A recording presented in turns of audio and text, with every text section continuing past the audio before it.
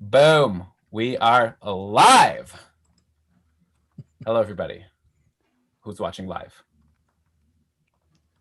Also, you, Brian, and Victor can say hello. Last time I looked at the live stream, I got really distracted. So I'm wondering if I just shouldn't do that. Oh. You leave it to me. I got it. Brian's got it under control. I just have to say hello. I'm not actually there right now. All right. So for the people watching live. Wow, Elon, your audio is just awful. I know, because I didn't set it up well, because I'm out of here. I was here to set this up, and I'm out the door. So you guys are going to have an awesome show, and I can't wait. Oh, I can't bear listening to you speak this way. Hi, Alex. Are you joking, or does it really sound like terrible? It sounds terrible. I wonder why. Well, whatever. Who cares? Okay. So are we starting Audacity all together? What's the plan? Well, I'm not going to do Audacity. Only you are. Is Victor? Victor, are you No, doing Victor's. Audacity? We're going to use his audio from the Zoom, which I'm going to be recording. Okay. So I'm going to start Audacity. Do we need to do a 3, 2, 1 for the Yeah, exactly. timer? That's what I'm saying. We're going to do a 3, 2, 1, at which point you're going to both start Audacity, and you're going to start the mistake times, and I'm going to start the Zoom recording. Okay, so I have to start Audacity and mistake times at the same time. Exactly. Okay, let me just, okay, just a sec. Let me just open it up here. Get the old terminal running. This is going to be huge. I wonder how bad I sound. I'll have to go and listen after and see. Well, it's a little better now. You were just like clipping so hard. Oh, clipping. Well, I'm using my computer. Oh, well, whatever. I'm just okay. Tell me when I should hit enter on mistake timer. Okay. Well, and you're gonna press both. Okay, so let's just do it. Well, I can't do both at simultaneously. Well, as close as you can. As close as you can. Okay. 3, 2, 1. Record. Recording and mistake timer started. Cool. All right. So with that, I think you're good to go. So I'm going to leave you guys and have an awesome show. And I'm going to go have a birthday dinner. Wow. In your apartment? Yeah, we got Uber Eats delivering some nice fish. Ooh. So. Nice. I thought you weren't even a pescatarian anymore. No, we're still pescatarian. We generally don't like buy fish from the grocery store. But special. What genre of fish? Like what restaurant is this? Like it's called Market Catch. Oh, classic Toronto right there. Yeah. All right. So bye everyone. Bye, Elon. I'd say happy birthday to Dina. Oh, I will. Thanks so much. Have an awesome show. Thanks. All right, Victor. It's just you and me now. And of course, Alex and G.I. Joe and Steven and Alex. I said Alex so many times. You feeling good? Yeah, I'm feeling good. How's the mic sound and everything? You sound good to me. I'll lean in when I talk a little bit more like this. Is that better? Yeah, it still sounds honestly, it sounds great. Okay. Obviously, the closer the better. I was just talking to someone who had a mic that looks like the one you have on like the bendy thing. I had the desktop one and it worked pretty well. It sounded okay last time, but I kept having to like hunch over a lot, and it was like, especially because like I'm usually on with students like all day, and so that was rough. So this is, I can just like bend it to wherever I want to sit, and I don't have to adjust. It's really nice. Right, that is nice. I'm so glad that it's especially if you have to use it all day with students. Are you do you teach? Yeah, I teach. My main job, one of my jobs, my main job is teaching medical students. So we're doing exams and stuff over Zoom now, and doing just all kinds of things. So yeah, it's pretty helpful to have good ergonomic setup. Okay, well, I'm glad it's all prepared for this show. Alex wants to know, why don't we use Discord call functions? Because I think we can't screen share, and we like going live, and we like being on YouTube. But that's more an Elon question than a Brian question. Hey, Stefan, and hey, Alfred. What's that hideous thing on your head? Yeah, my hair is awful these days. I'm sure you're talking to me. I see you already took the bait, Victor. But Fred and I always rib each other because he's a Kings fan and a Sharks fan. So. Oh, well, misery loves company, I guess. Okay, so Hi everyone. Victor and I are just going to have a very quick chat about how the show's going to go. You're going to get some inside baseball, and we're going to officially get it started. So Victor, the way I'm assuming, and obviously it would have been great to have this conversation at some point in the last however long, but it's been busy. So my plan, I have my notes in a separate doc, is just like I'm going to set them up, and then you're going to share, like you're going to go off, and then I will, I might throw in a question, like a follow-up question or two. But that'll just be the general, like, are you good if I set you up for a player to talk for some time, like to make your points, or is there any way you want me to lead you? Okay, cool. No, that's fine. So you're going to go through, we're going to do these little questions at the beginning, and I can ask you them. And then we'll do the, go through the odds list, right? And you'll set me up with the players, and then we'll do my list, and then we'll do like the leftovers at the end. Is that kind of what you understand? Yeah, that's great. So we've got about 16 players with odds. Like I imagine it'll be like diminishing returns as we get towards the lower end of the list. There's some strange ones on that list. Yeah, it'll be interesting. but just in terms of like how long, because like total, we've got what is it here? 24, like about 35 players to start. I'm just like, let's just pace ourselves. So, like assuming a 75 to 90 minute show, let's make it through the odds list. Hopefully, maybe we should try and on average 2 or 3 minutes per player. And then on your list, then we'll have time for another 2 or 3 minutes for those guys. And then that last list at the end will be good. Really quick. Yeah. Like half the guys on my list will have already been covered. So that we don't need to. Right. I've taken it down to just the ones like there's 24 guys between the guys that there are odds on and the guys on your like second list. And then there's like another 10-ish for Lightning. I just want to make sure like I don't spend too much time. Sure. Like, that I move on quickly enough from each player. You mean the patron cast format where you spend yeah, exactly. Where 80% of the show is dedicated to 10% of the questions. Yeah, that sounds fair. They're definitely more interesting at the top end, I think, guys to talk about anyway. So I think that makes sense. But some of the early guys, even on the odds list, I don't want to spend as much time on either because I honestly don't think they have very good chance. So we'll kind of mention that, and I'll mention why, and then we'll kind of move on. Okay, beautiful. I just want to, so I'm going to take a very awkward minute to just finish writing out what I'm going to say, so I don't need to retake it 7 times right off the top. I have some announcements to get to before we get to the Calder stuff, so I'll just like run through all those, and then we'll be off and running. Cool. Okay, so if anyone has a question for Victor in the chat, now's your chance. Free reign on Victor. I'm just offering you up. So go for it if you want.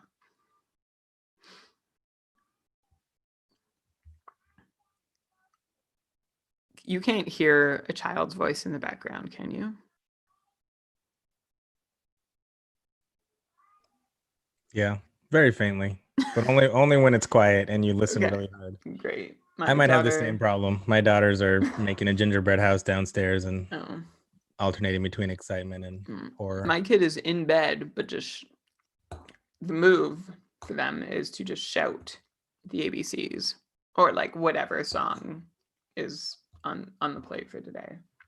And usually they're asleep by the time I start now, but we're early, so okay. I'm just gonna take a free shot at Victor. Make this a little less awkward for me while I catch up on work I should have done hours ago. What do I think of Saros? Oh, here we go. That's a good question. I like Saros. I'm disappointed that Nashville drafted Askarov, but that's gonna be a wait. There's gonna be a couple years. I think that he's gonna have a couple of really pretty good seasons as Nashville continues to be, I think, pretty good. And he should be pretty valuable, probably get another decent contract. And then when Askarov is ready, he'll be the 1B, obviously, or, back up, whatever, as they transition. So I think probably 2 or 3 years still of decent value. I have him in a few leagues too, where I was banking on him being the starter and then like long-term starter. And I was like, oh, that's unfortunate, but I like him. Krug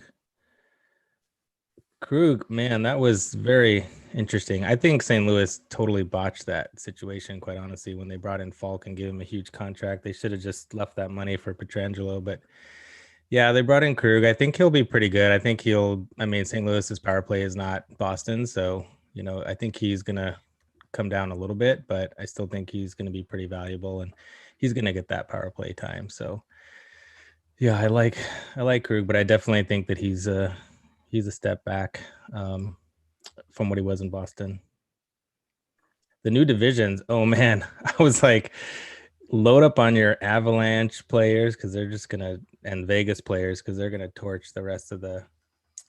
If they're in that Pacific Division, I guess there's still an uncertainty of who exactly is going to be in that Western division. But like the Sharks, Kings, Anaheim, they're going to be bad, and so whoever's in their division with them is so you might want to like redraft, stack those guys, I think. Victor, which of your bona fides shall I mention when I introduce you? My what do you mean? Like your qualified, like how do you want me to introduce you? Oh, you could mention that I co-host the Fantasy Hockey Life podcast and I write over at the Hockey Writers. Okay.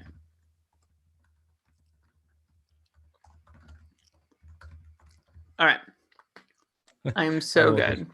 How will the Sharks do? That is I've written a bunch about that.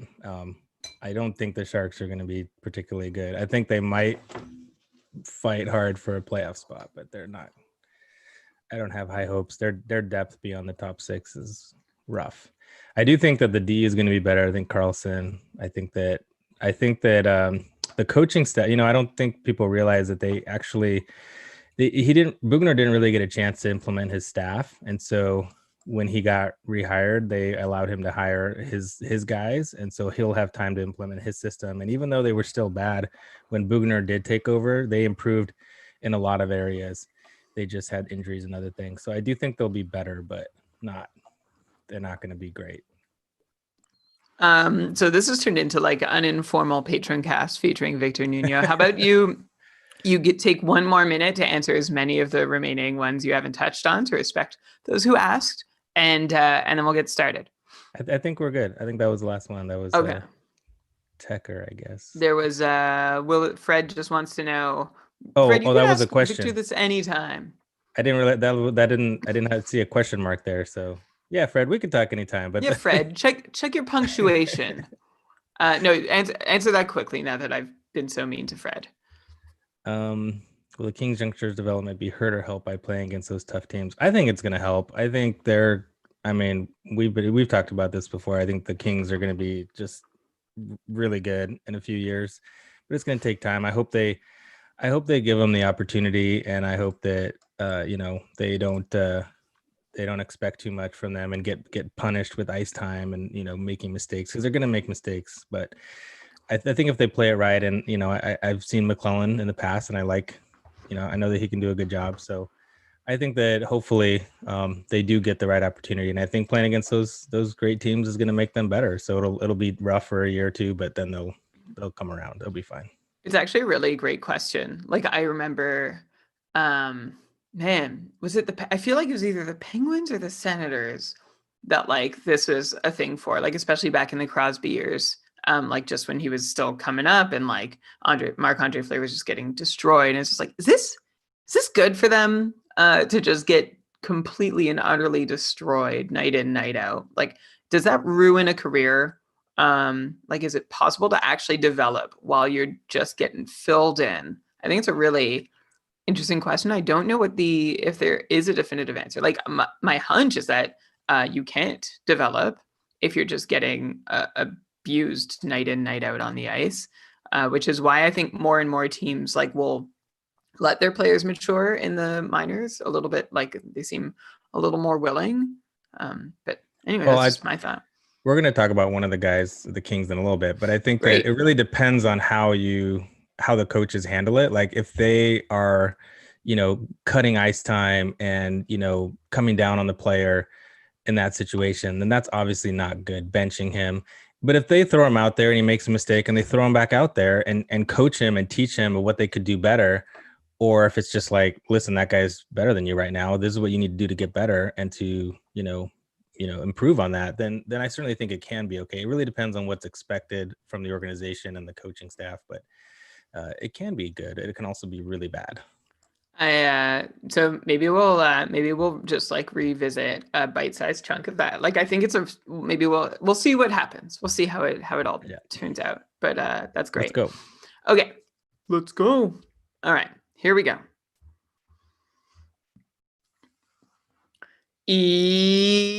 Absolutely. Welcome everybody to another episode of the Keeping Karlsson Fantasy Hockey Podcast, the longest running fantasy hockey podcast in the world, hosted by two guys with undying faith and love for Erik Karlsson, which remains true, even though it's not the usual two guys here today. Elon Yesman Dabrowski is off tonight, so I, Brian Com, will be your host, but I'm thrilled to have Prospects Maven, co-host of Fantasy Hockey Life podcast, and the Hockey Writers writer, Victor Nuno, to join us to talk about all the players eligible for a Calderific season in 2021. Yes, we are looking at the next crop of Calder candidates, and I couldn't be more excited to get into it with someone who really knows his stuff as well as Victor does. Victor, welcome back to Keeping Karlsson. Thanks, Brian. I'm so excited to be here. Looking forward to doing this with you. All right, so am I. Before we get started, of course, we have a couple things to mention. First, presented by our friends over at dauberhockey.com. So make sure to check them out, especially because it's fantasy guide season. Believe it or not, it doesn't feel like the season is anywhere close to starting. It doesn't feel that way, but it's coming. And one reason I can tell you it's coming is because the Cupful is coming up. But before I mention any more about that, I just want to remind you that Dauber's draft guide is outstanding. He updates it regularly, and you can go and get it now and then update it every time he updates it over at dauberhockey.com. So thanks to our friends over there for presenting this podcast. And as I mentioned, yes, the Cupful draft date is coming up already. Holy freaking cow. We just decided that drafts are going to begin on Saturday, December 19th at noon Eastern time. And remember, these are slow drafts. So it's not going to be like a live draft situation where you have to be there. These are drafts where we're going to have 8-hour pick timers. And it's not even going to pause overnight. And this is a great way to make sure everyone's available to attend their draft and also help accommodate people across the world who are in the Cupful in so many different time zones. So I can't wait for our first official year of the slow draft to get started for the Cupful. If you're interested and you haven't gotten in yet, I can tell you, inside info, there are 4 spots remaining as of the time of this recorded. There are 4 spots remaining as of the time of this recording. Actually, okay, let me correct that. There are infinite spots remaining, but there are 4 guaranteed spots remaining that we can just pop into an existing division. After that, we're going to start a new division with everybody else who filters in after, and you'll end up in a live draft. So if you want a slow draft, be one of the next 4 people to register. And the way you do that is by heading over to patreon.com/keepingkarlsson or keepingkarlsson.com/patron. Can't wait to get the Cupful rolling. It's already rolling. We're going to send invites to divisions to everybody who's registered. By the way, over 250 participants. Again, we're going to have 20 divisions across 6 tiers. Like, this is going to be crazy. So we're sending out invites on Monday.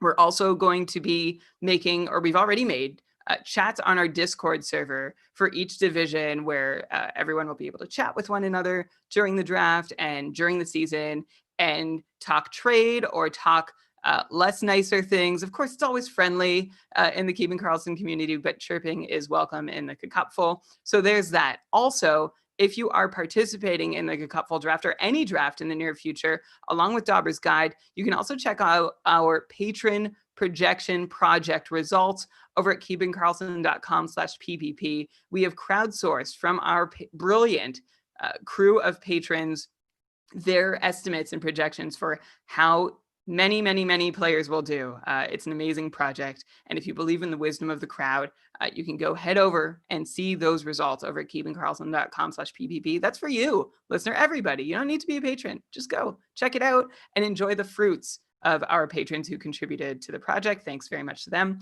And also, one very last announcement before we get rolling. we are doing this really fun thing that's a collaboration with a bunch of other fantasy hockey people, mostly being run by our friends over at Fantasy Hockey Trades, which the Twitter account for is at Fantasy Hockey with no vowels. So you get all the vowels from that and then the word trades. And our friends over at 5-Hole Fantasy Hockey, which is FHF Hockey on Twitter. We're doing this thing. I haven't even said what it is. It's a charity league that we're participating in. It's an invitational. It's a Hockey Fights Cancer theme. So it's to raise money for cancer research. Elon and I are one of many fantasy hockey, quote unquote, well, I'm not going to call us celebrities, but there are celebrities involved in this. You could end up in a league with Scott Cullen. You could end up in a league with the Fantasy Hockey Podcast guys, at the 5-Hole Fantasy Podcast guys. Like, people in the fantasy hockey community are in this league, and you can join with a donation to Hockey Fights Cancer. If you want more info, I'm going to leave a link in the show notes on the details on how you can play against Elon and I in a fantasy league without having to join the Cupful and rising all the way to the top tiers. So this is your chance to take a shot of us if you want to. And of course, it's for a great cause. But okay. Whew. Victor, you're still there, right? I'm still here. Okay. That's great, listener. Thank you for, I hope you're still there and that all of that was super informative for you. But I know what's about to come is going to be incredibly, incredibly informative for you. Like I said, Victor knows his stuff about prospects, and I couldn't be more excited, Victor, to have you on to talk about who should we be keeping our eyes on to be able to say, I watched the 2021 Calder Trophy winner. I watched every game. If you want to invest your watching time this season into who's going to lift that hardware, you have come to the right podcast episode. So, Victor, the plan for the show is we're going to go by the Vegas odds on who is currently favored to win the Calder Trophy one at a time. There's 16 guys with odds. And then you have a list of guys who are not on that, who actually aren't ranked by Vegas, but you're like, they have an outside chance. So we're going to talk about them. And then you also have a list of players who have an outside chance. So we're going deep here, everybody. This is not just going to be 90 minutes on Shesterkin, Lafreniere, and Byfield. We're going real deep on this episode, and you won't be sorry that you listened, which is a crazy thing to say. We should just get to it. But first off, Victor, the Calder Trophy, for anyone who doesn't know, do you want to give a quick little introduction to what exactly the Calder Trophy is? Yeah, sure. So the Calder Trophy is for the outstanding rookie of the year. And there's some interesting things that have gone on with it. And obviously you can look up past winners, some notable names, Ovechkin, Malkin, Kane.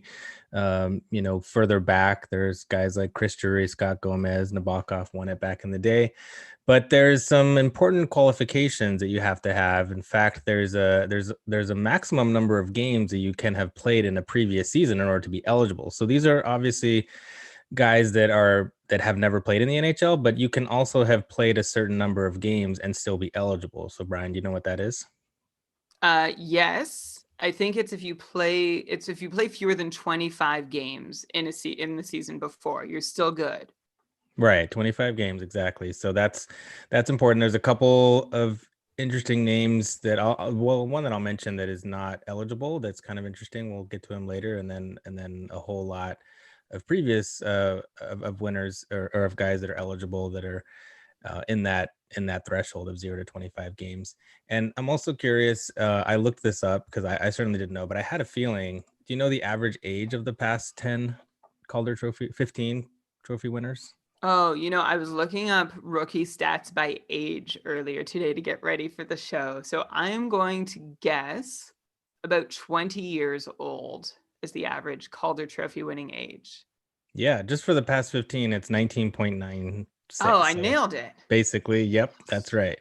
So I think that's important to keep in mind when we talk about these guys. Most likely, it's going to be a guy who's 19 or 20 or older is probably helpful, right? And there's only been one 18-year-old who won it in the past 15 years. And do you know who that was?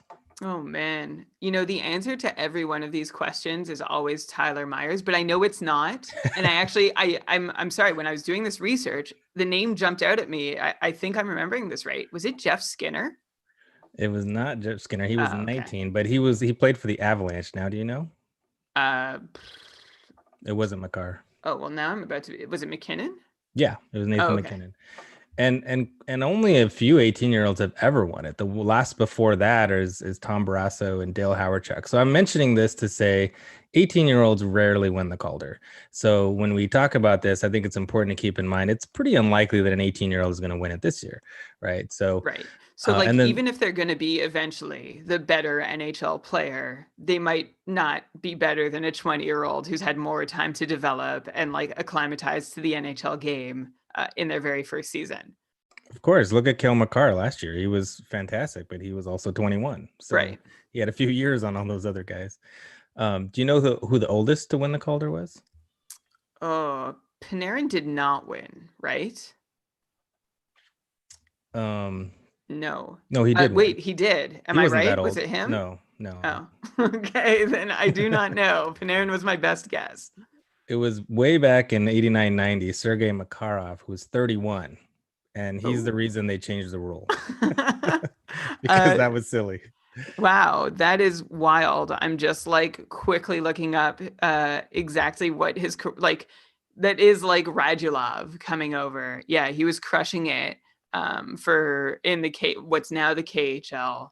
54 points in 44 games and 68 points in 50. He was way over a point per game in what is now the KHL for years before coming over to play in Calgary. So they changed the rule. That's wow. He and Sean Avery in the record books together, being the reasons that NHL adjusted the rule book. Yeah, they changed the rule for him, and I remember Makarov had a couple of really good seasons for the Sharks. That was fun, and then so they changed the rule. Now, what is the age limit? 20. I think it's like 26. By November 15th, or sorry, September 15th. So okay. So there's one guy that we're going to talk about who's not eligible.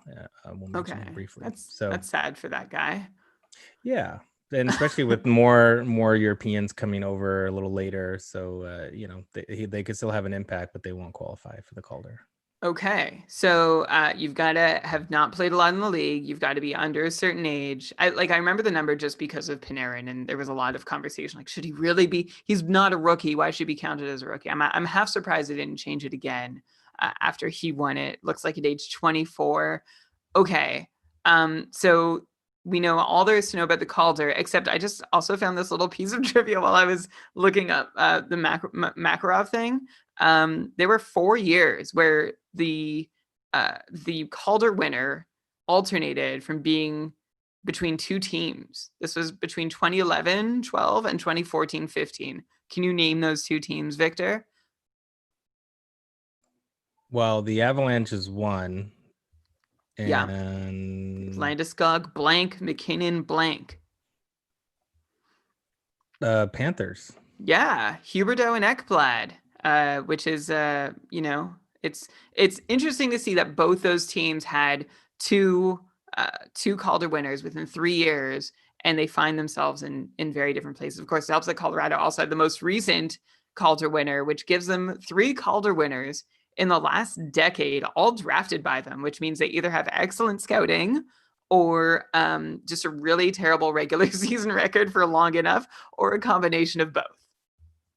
Yeah, probably a little of both. They also got a little lucky with a couple of the lotteries. I think like the Makar lottery was they shouldn't have been that high. Well, lucky them. They are mile high. Get it? With Kyle Makar in their lineup. And I know that everybody, including Vegas, is super high on the most highly favored player to win the Calder Trophy in 2021.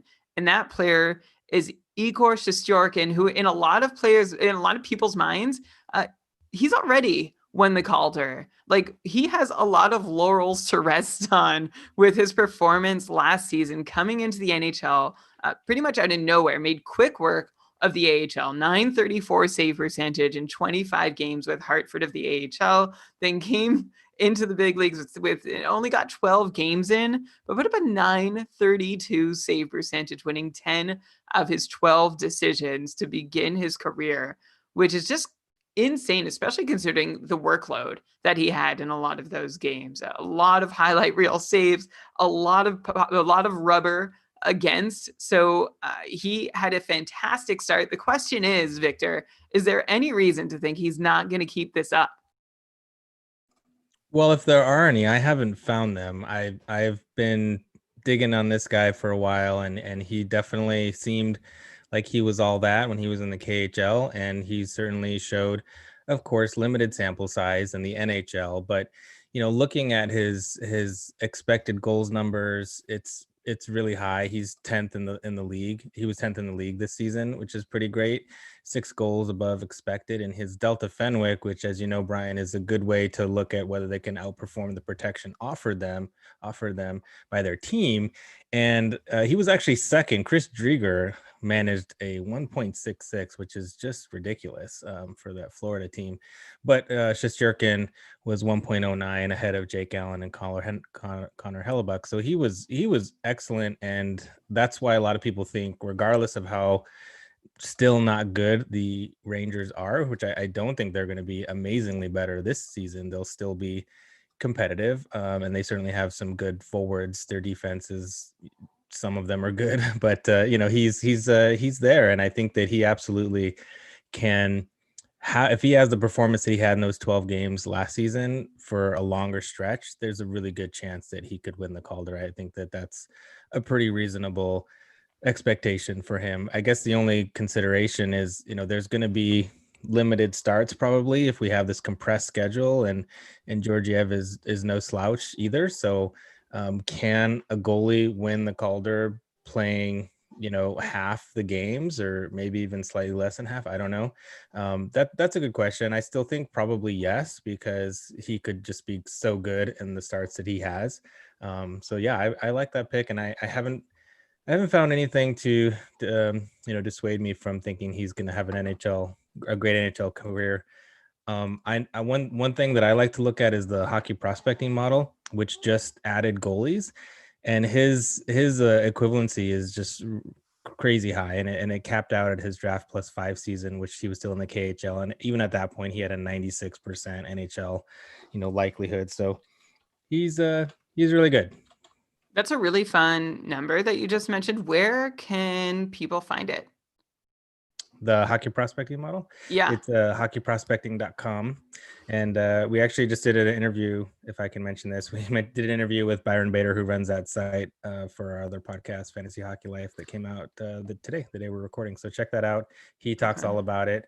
And yeah, if you just bring up like Shesterkin, he doesn't have comparables for goalies yet, but if you just look at him compared to like Vasilevsky, right, who's obviously amazing, he looks not too dissimilar from Vasilevsky, and in some metrics, in quite a few actually, he looks better. So yeah, I'm hoping for better. I actually like Vasilevsky's good and all, but I feel like Shesterkin is going to be a goalie at a level of dominance, capable of dominance, that we just don't often see anymore. Like he could easily, by the end of this year, slide into my top 5 goalies if he can keep doing what he was doing last year. I'm also, the point you brought up, we talked about it on our Discord channel about whether a goalie splitting starts in a shortened season, can they play 28 or 30 games and still win the Calder? And yeah, I also agree with you that I think they could. I think you take that into account and you compare them to the impact that whatever other rookies out there had on their teams. If they were gangbusters for 28 to even 30 games, like having that few number of games, I think they'd be just fine. So Igor Shesterkin, I agree. I'm not a Vegas better. I'm not a huge prospects knower, but it seems like he is easy to name the odds on front runner.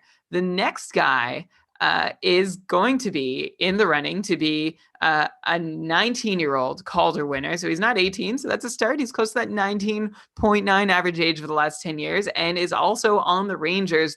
We're talking Alexis Lafreniere, who's at plus 375 to win the Calder this year. We're using Sports Betting Dime and Bovada for our odds, by the way, if anyone wants to know. Shesterkin was a plus 175. And here you have Lafreniere looking to be the next Calder winner from the QMJHL, following in the footsteps of most recently Jonathan Huberdeau and Nathan McKinnon. And of course, everything is kind of lined up for Lafreniere to be successful. He's had those big goal moments with Team Canada, the World Juniors too. So it looks like he is one of the draft picks most poised to come in and make an instant impact in the NHL. The only thing is that he's on the left wing, and the Rangers are kind of, I wouldn't say set at left wing, but I mean, you've got Kreider and Panarin on the depth chart at left wing ahead of you. So does Lafreniere really have enough room to work with to make a solid Calder case? Yeah, I mean, it wouldn't be my top pick. It's not my top pick. But I do think there's a pretty good chance that he's going to be good. I don't think there's any question about that. Is it going to be that good this quick this year? I don't know. I still think that he can pretty easily get 65 points. I would say 60. He could be in that 60 to 70 range. It certainly depends on his deployment. As you said, they have Panarin, obviously, who's a left wing, and they have, Kreider, they have Kraftstoff who may make it. And, they flip one of their other wings around and make them right. Daily Faceoff has Kreider on the right with Lafreniere and Zibanejad.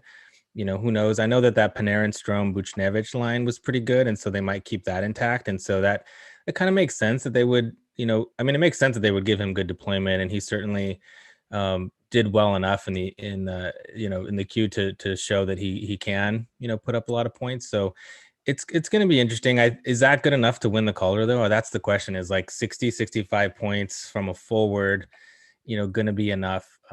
I don't know. I think that the Rangers are going to be, that offense is going to be potent. And so I like him. And I think that he has a decent chance. And we're certainly not giving betting advice, but he's not this high on my list. Some of the interesting comparables for him, just to note, through his NHL equivalency, the best comparable with the highest points in his rookie year was Pat Falloon at 61. And some of the other guys, DeBrincat, Matt Tkachuk, Taylor Hall, all had good rookie seasons, but they were in the 52 to 53 point range. I don't know that wins the Calder this year. So I think he's going to be good. I think it's fine. I've heard people say if you wanted to give somebody both Rangers versus the field, I would take the field, and I would agree with that. I think I like Shesterkin certainly a lot better, but even combining them two or someone else, I would probably take that someone else bait.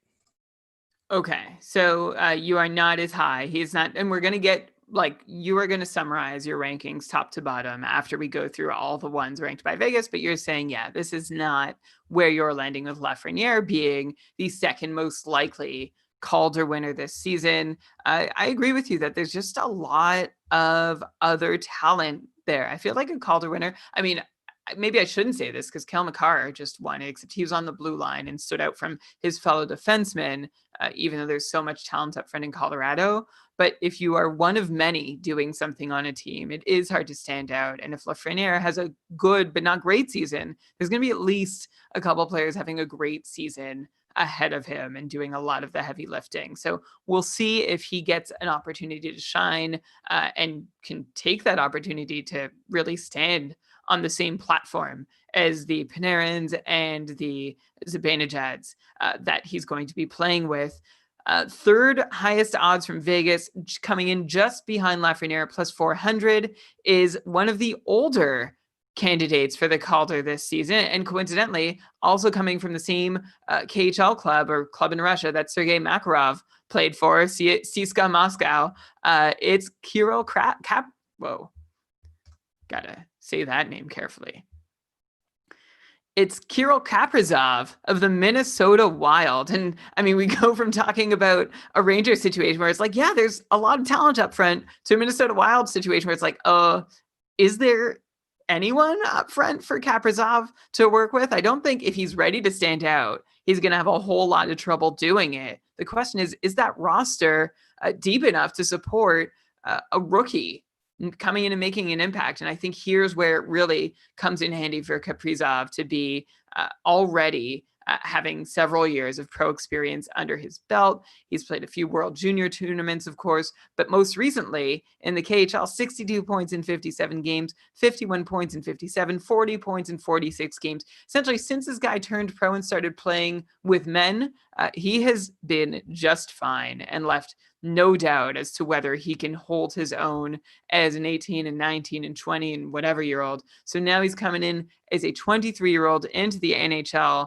And I don't know. I know he's the one that Elon is most excited about. And when I look at him and his history and his age and the opportunity for him to shine on that Minnesota Wild team, I'm pretty into Kaprizov as a pretty decent Calder candidate. Yeah, I think you hit it on the head there. There's so many factors working for him. He's older. He's proven it at many different levels, including playing against men, which is certainly not something that Lafreniere has done yet. And his opportunity is great. You know, daily faceoff has him being the top line left winger, which I don't think there's any reason for him not to be. Who's going to take his spot? Who's better than him? Even right now, yeah, he's a rookie in the NHL, but he's certainly no rookie. He's 23 years old. He's been around. He's coming in as their best player, which doesn't happen very often. Well, with all due respect to Kevin Fiala. With all due respect to Kevin Fiala, I still think Kaprizov is better. Wow. Okay, I personally, I think that's a pretty hot take, Victor, to say that Kaprizov is better than Kevin Fiala. Would you say that that's going to translate? Like, if you're in a fantasy pool or a dynasty league, are you taking for 1 year and beyond? So there are two questions there. You're taking Kaprizov over Fiala this year? Well, now you're going to pin me down. Yeah. I think so. Yeah. Well, the thing is, like, Fiala was great, right? And he certainly just came on relatively recently, right? I mean, it's not like he was great forever last season. He really turned it on at the end. And I think, and I know you've talked about this on the show, and I've dug into it and thought about it and as well. And I do think that what we saw from him is sustainable. And I do think that Fiala is going to be as good as he has shown, but he also hasn't shown it for that long. So in terms of like track record, I know it's not in the NHL, but I think that Kaprizov has shown it for longer. And I think that he's really good. He's really, really good. And I think that probably now I'm just going to say it. Yeah, I would take Kaprizov first over Fiala, but I think it's not like so far off. I think it's actually pretty close. And certainly that left wing eligibility is huge. Most platforms have Fiala that I've seen at both left wing and right wing. So that's helpful. So I don't think there's a huge difference there, but I think that Kaprizov has a little bit of a higher upside. The big question for both these guys is who's going to be their center, right? Marcus Johansson, obviously, which is a very tongue-in-cheek way to answer that. Yes, Marcus Johansson is going to be their center, and that's not ideal. That's really interesting what you said. I think it's a huge compliment to Kaprizov to say that he is going to approach or eclipse Fiala's production this year. As we've said, like, we are big believers in Fiala, so if Kaprizov can come in and be similar, that is, to me, there's your Calder, at least leader amongst forwards. I still don't know how to compare him to Shesterkin, but that seems like a pretty easy pick if someone can come in and be Kevin Fiala in their first year in the league. Yeah, it just kind of breaking that down a little further too. Kaprizov's hockey prospecting best comp is Brad Richards, who had a 62-point rookie season. But again, that was a rookie season when he was 18 or 19, right? We're talking about Kaprizov having extremely high equivalency, and the numbers you quoted for the KHL are beyond what the model looks at. So that was what he did after it sort of tracks your progress and your trajectory. So he was like really high even before that. And so a lot of people say he's maybe more like Kucherov or Panarin, as we mentioned. And I think that the Panarin comparable is pretty apt because they're very similar age when they're coming over, similar production in the KHL. And Panarin had a 79-point rookie season. Of course, he had some great pieces to work with in Chicago, so the situation is not the same. But I do think that one of the guys that we'll talk about later might end up being a reason why Kaprizov could be better than just playing with Marcus Johansson. So maybe we'll just tease that a little bit. But I agree with Elon. I think that Kaprizov probably is my favorite as well. Okay, and at plus 400, I guess there's actually a huge gap between Shesterkin, Lafreniere, and Kaprizov, going down to the next highest guy, who, Victor, you're going to have to explain this to me. So we've got Grigory Denisenko at plus 1,000 being the 4th ranked Calder favorite amongst bettors. And I am just like, I need more of an introduction to this guy. Denisenko, of course, is on the Panthers and he plays on the wing. And I guess that's all I really can say about him. He's small, but I'm looking at what he's accomplished so far in his pro career. Not a lot. So you're going to have to explain to me what the hype is. Because a 20-year-old coming into the NHL, having just registered 12 points in 38 games with Lokomotiv of the KHL, and then not putting up much of a showing in the playoffs. His World Junior tournaments were great. And I remember watching him in the last one being like, oh yeah, this guy looks like a player. But for someone who hasn't really registered as a scorer of any kind on the pro level, before coming over to the NHL, I'm a little perplexed as to why Grigory Denisenko of the Florida Panthers is ranked as the 4th highest Calder favorite. Well, I'm with you there. I certainly would not and did not put him there. I think it's a bit generous. One of the things that is interesting about him is that he is probably going to be in the lineup this year. So, okay, there's that. There's other guys on this list who I don't think qualify for that statement. So at least there's that. And certainly, as you mentioned, one of the things we've been talking about with Denisenko, who certainly has a ton of skills. He's got great hands and vision. He's a great playmaker. Not the biggest guy, but he certainly plays big in the moment. He's been great internationally, as you mentioned, but he hasn't really had the best opportunity because he's been shuffled up and down from the MHL to the VHL, which is kind of like the AHL, and then the KHL. In the past few seasons, that's what's been happening. And so we've been saying, oh, he's good against his peers, but he hasn't really had the right opportunity. But this past season, he was in the KHL the whole time, and he had 12 points in 38 games, which was really not great. And so I definitely lost a little bit of faith in him this past season. I still think he's going to be a good player. I don't know that he's a first liner. I think that he probably will be pretty good, but I certainly, he's definitely not on my list. And I question this too, because he's going to be in that probably middle 6 for Florida. And, with them signing Wenberg, and certainly I don't think he's going to displace anyone on that top line. Like, he might be a decent third liner in his rookie season, which I think would be a win. And, if he gets 30, 35 points, I think that'd be a win for him. And I that's certainly not going to win the Calder. So, I think that long-term, he could, we'll have to see. I still have some faith that he could be pretty good in the NHL, but certainly not in this Calder conversation for me. Yeah, and for anyone who's wondering where he came from, 15th round pick back in 2018, and I agree with you, Victor. A third liner would be enough of a win, honestly, for Florida, at least at this stage. Looking around who went there, not a whole lot of people have seen any NHL time yet. So clearly he seems to be one of the readiest. But you look above him, you see Joel Farabee, Ty Dellandrea, Noah Dobson, guys who are also Oliver Wahlstrom, Evan Bouchard, guys who are just about to get their first shots. And just below him is actually a really interesting name, Ty Smith, who we'll get to later. But there's not... I don't know. I'm just looking at the context of where he was drafted. And it still could be worthwhile. We're not saying that this guy's a waste of your time, but it is curious to see him this high on the list. Okay, moving on to somebody who was drafted in this most recent NHL draft, 2nd overall by the LA Kings. Here will be an 18-year-old vying to be one of those rare 18-year-old Calder Trophy winners. His name is Quinton Byfield, and holy cow, does he seem like a gangbusters prospect. Gangbusters is not a word you can use too many times in one show, so I promise that's the last time I use it. Enough about my word choice. Back to Byfield, who just seems to have a huge opportunity in LA to come in and do what he needs to do. He was on some lists, including our very close friend Cam Robinson's, ranked ahead of Lafreniere on this year's draft rankings. So capable of being considered a first overall pick.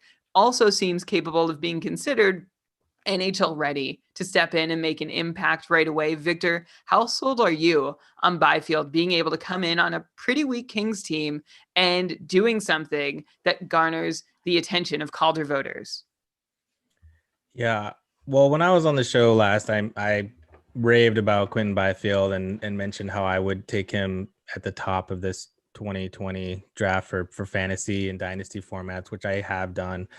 And I think he's going to be amazing, as you mentioned. Like his upside looks like Joe Thornton-esque. I mean, he's that good. He was really young for his crop, and so that also hurts him here. He's still really young, and I just, as much as I love him, I don't think there's any way he wins the Calder, quite honestly. I think that he is, why would the Kings rush him either? Like, they're not going to be good this year. They still have some maturing for some of their really young, great prospects. And, maybe he gets some playing time, but I think that the best thing for him is probably to play in the OHL again. And, he was good, but he wasn't amazing. And that's partly because he's about a year younger than Lafreniere. And so, let him refine there, or maybe give him some AHL time. So I also don't necessarily think he's going to be in the league. I don't think it's a no-brainer that he plays for the Kings. I think it's possible, and that could help him, but it's also not necessarily the best thing for him. He still needs to get a little bigger and stronger and mature a little bit. So let him do that in the OHL. And, whenever he does step into the league, if that's next season, 2021-22, then I think he has a good chance of winning the Calder. But I don't think it happens this year. I certainly wouldn't bet on Quentin Byfield this year. I think long term, yeah, I love him. I think he's great, but not this season. I like what you said. Like, I almost want him to not make the league this year, because I think he is also a much better Calder candidate in the future when he's not 18 years old, and when maybe he has some wingers to play with. It is just ugly in LA. They have their centerman. They have Kopitar. They have now Byfield, and they also have Turcotte, who we'll get to in just a second. But you look at the wings, and there's nothing there. You've got Iafalo and Dustin Brown on the first line, who debatably can barely be considered top line wingers. And then you're already down to Adrian Kempe and Martin Ferk on the second line on the Kings depth chart right now. Of course, Jeff Carter is somewhere in this picture, but after the last couple seasons, of course, our faith is kind of shaken in them. So I'm not exactly sure if Quentin Byfield does get time with the big club and is playing down the middle, is actually going to be able to do much of anything. And I wonder if this next Calder candidate would be able to do any more than him. And of course, we're talking about Alex Turcotte, also on LA, also in their system. He was drafted in 2019, 5th overall by the Kings, and he'll be 19. He'll turn 20 at the end of February, but he'll be 19 in terms of Calder voting, and is someone who has the ability to come in and make an impact. His last year of college hockey, he had 26 points in 29 games with the University of Wisconsin. And of course, had some really great results coming out of the U.S. national team development program too. So Alex Turcotte, Victor, you're saying Quentin Byfield probably would be, or could be, better served, even if he can have some, if he can hang in the NHL, he could be better served by some more development this year. What do you think about Alex Turcotte? Same story, or is he ready? Well, I think it's a similar story. He was one and done at the University of Wisconsin, and he looks like he's ready to turn pro, but I don't know that he's ready to be in the NHL. What's really interesting about this time we live in right now is that with the NHL starting late, in January, hopefully starting in January 13th, and then the AHL looks like it's going to start in February. So with the AHL starting after the NHL, I think some of these guys like Turcotte and some of the other ones we'll mention, they're probably going to get their 9-game trial. And then, we'll see how it goes. If it's going well, then, they might just burn that year of eligibility. I think for LA, it doesn't make any sense for them to do that. They're not going to win this year. I don't think anyone would argue with that. So why put Turcotte? Why put Byfield? Why put any of these guys really in the NHL when they could play their 9 games, go off to the AHL, further develop, and then 2021, you can, have more of these guys in the NHL. And I think that that's going to be really good for them. The other thing I would mention about these Kings players, who I think are just going to be, they're going to have an embarrassment of riches here in a few years, but they have, most of them are centers, but they're not all going to play center. So a few of these are going to move over to the wing. Probably a guy like Tyler Madden's going to move over to the wing. Akil Thomas, maybe even Kupari, we'll see. So we'll have some of their strength down the middle will be shifted to the wing, because that's a good point you made. Who are these guys going to play with? Well, they're going to have some of these centers move over the wing probably, and they've of course got guys like Fajimo and Kaliev. So eventually, but yeah, I agree. Turcotte's kind of the same thing to me. Why would they put him in the NHL? So I think that would be kind of a wasted pick or money to bet on Turcotte or Byfield this year. I just don't think it's that high. And also, for Turcotte's sake, I think he's more of like a Jonathan Taves light type of player. I think he's more of a two-way, kind of most situations type of player, not a huge.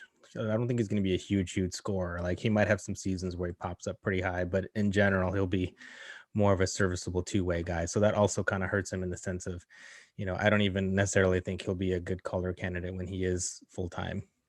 Oh, interesting. But Vegas loves him this year. You clearly don't. So I really like your advice, though, especially in terms of waiting for the other wingers in LA to mature. So they can all come up together. We were actually talking before the show about whether it's worthwhile to play your prospects and in a situation where they're just going to get destroyed night in, night out, right? The Kings are not looking good overall. They don't have a very competitive team. When they play a good team in the NHL, they're just going to be filled in more often than not. So is it a good idea to have your prospects out there in that, or is it better to keep them developing in a safer context in the AHL where the competition is more their speed and they'll be on a stronger team, at least relative to their competition? Yeah, I think it's interesting. It depends on what you're going for. And I've also heard that like the AHL isn't necessarily a great development league either, because they're trying to win. They're trying to drive gate revenue. Of course, that's probably not going to happen this year, but you really need those young players to be coached to improve and not necessarily coached to win right now, because you might win a few games here and there more than you could have, but the reality is that these players need to improve, learn from their mistakes, and they need to get thrown back out there when they make a mistake and try again, not to sit on the bench because they missed an assignment, because that's going to happen. So if the situation is right and the coaching is the coaching staff is patient with them, the management's patient with them, I think it could be really good, but it could also be really bad if they get.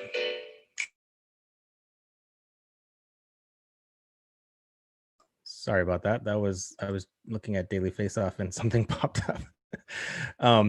It could also be really, really bad if they're coming down on them. So it really depends on the situation. I don't think LA should be in that situation where they're trying to win right now, and so I think it should be pretty good for them to play. But I also think it just makes more sense for them to see what they have this year with some of the guys that are ready, and then next year they can improve on that. Okay, yeah. So I'm inclined to agree with you that it would let me try that again. And then I'm gonna do this weird ad introduction that may or may not actually be an ad, so just bear with me for that. Okay. Okay.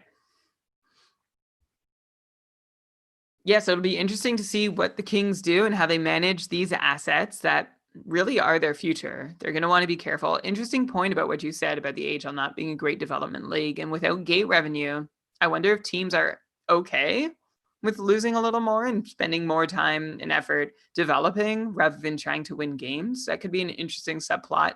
Also, I wonder how many teams are going to decide that a 56 game season is not the time to burn an entry level contract year on a player that, it's a shorter season. It's a weird season. There's less pain.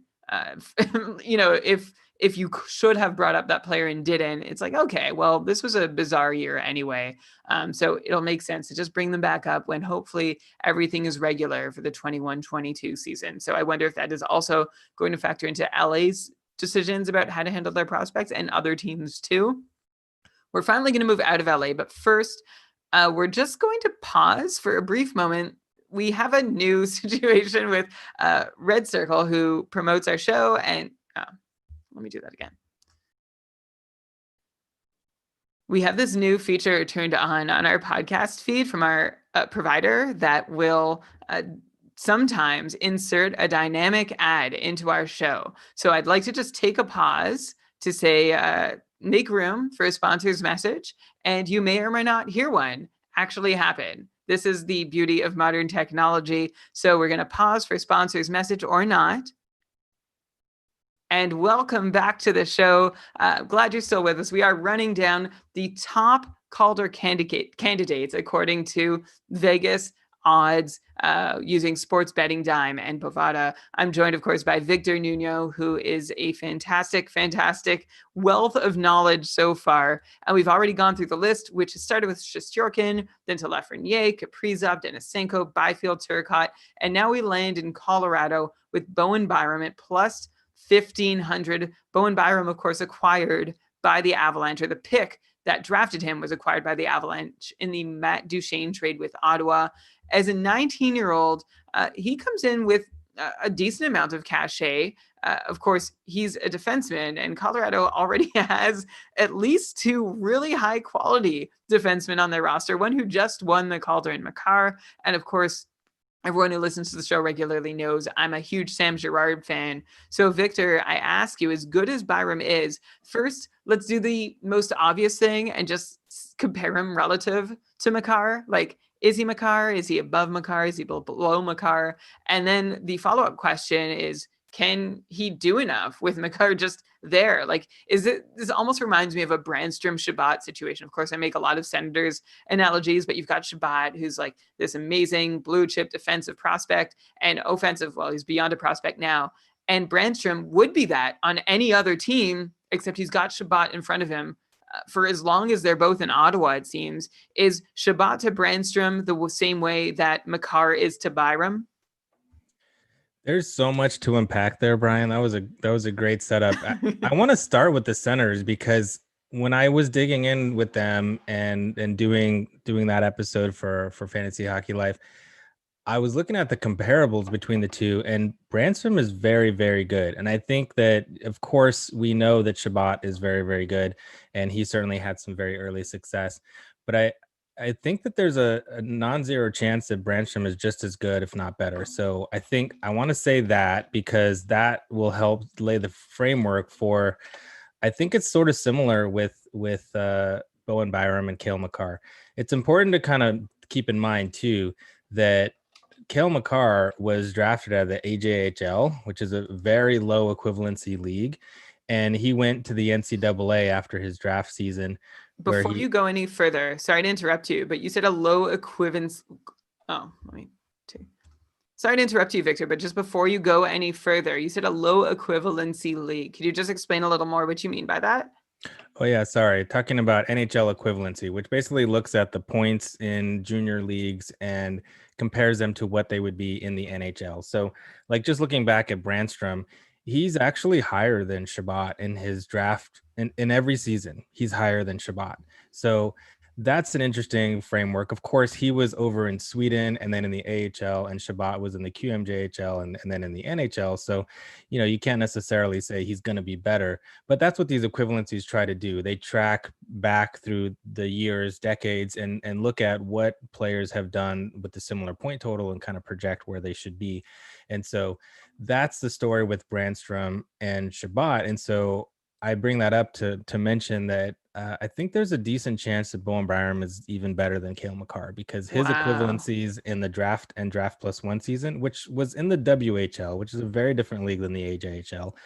And it's interesting too, because Makar went from the AJHL to the NCAA, and it wasn't until his draft plus two season that he really broke out. And Bowen Byram hasn't had his draft plus two season yet. That would be this season that's upcoming. So of course we don't know if he's going to take a huge step forward like Makar did. And back to your second question, I don't think that this is the year for Bowen Byram. It doesn't really make sense. When Colorado brought in Devon Taves, who I think is just an excellent defenseman. Oh, yeah, I can't believe I didn't even name him along with Girard and Makar. Colorado, jeez. They're so stacked. They have Graves, who's a great compliment to Makar. They have Eric Johnson, who's no slouch, Sam Girard, and then they have Ian Cole and Devon Taves on their third pairing, which is just silly. I mean, it's really ridiculous. Right. So the question is not can Byram get past Makar? It's can Byram get past these like five other really top end NHL defensemen? Right. And so It seems unlikely. Like, I don't know why they would do that for him. I mean, he's certainly, I think if we're talking about 20, again, if we're talking about 21, 22, I think that Byram could be a really great pick. And I think that he has a decent chance. He is 19 and he won't be 20 until June. So he's still really young, Bowen Byram is. And so he's another one of these guys that's WHL or NHL. And so I, we just mentioned, unless the Avalanche have some unfortunate knock on wood injury in camp, I don't see Bowen Byram making it. I think that he's going to go back to the W for a fourth season and just absolutely terrorize the league there. There's a decent chance that he makes it though and sticks, and maybe they just keep him around because they if he plays the 9 games and gets into a few here and there, it's possible. But yeah, the opportunity probably isn't going to be huge for him. But again, individually, I think he's very, very good, and I think that he's at least in the Makar conversation. I don't know that he comes right in and does what Makar did, because certainly Makar was older when he came into the NHL, and that certainly helped him. And of course, he just won the Calder. But I think the odds of Byram making it back-to-back Colorado Calders is a little bit low.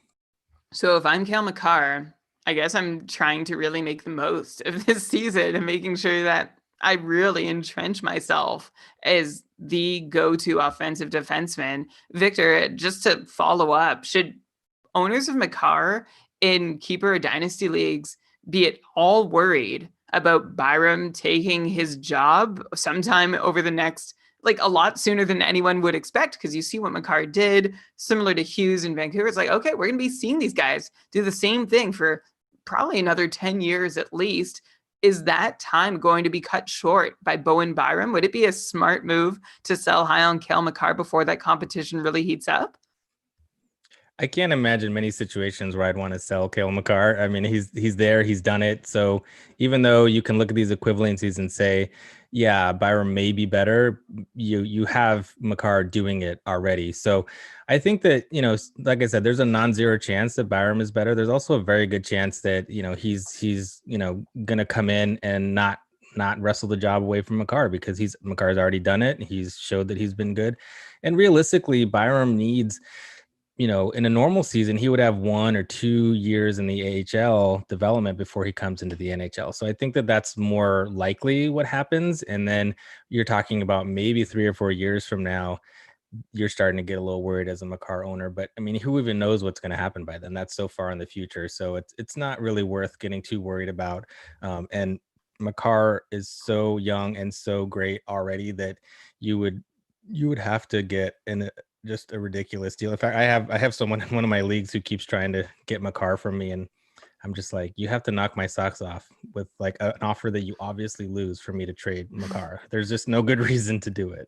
Right. So you'd have to be like, it'd have to take a crazy haul to get rid of Makar, and you're not going to take any points off of how you value him as an asset because of Byram coming up. But I guess it's just something to keep in the back of your mind if you do roster Makar, that at some point when Byram does mature and does make the jump to the NHL, there could like you didn't at all say there's going to be a changing of the guard or that Byram will necessarily eat into what Makar does, because Makar's already doing it. But just something to think about. Another guy to think about in what's kind of a crowded defensive situation, but in a not quite a similar way, is over in Edmonton. We're going to talk about Evan Bouchard now, who was picked 10th overall by the Oilers back in 2018.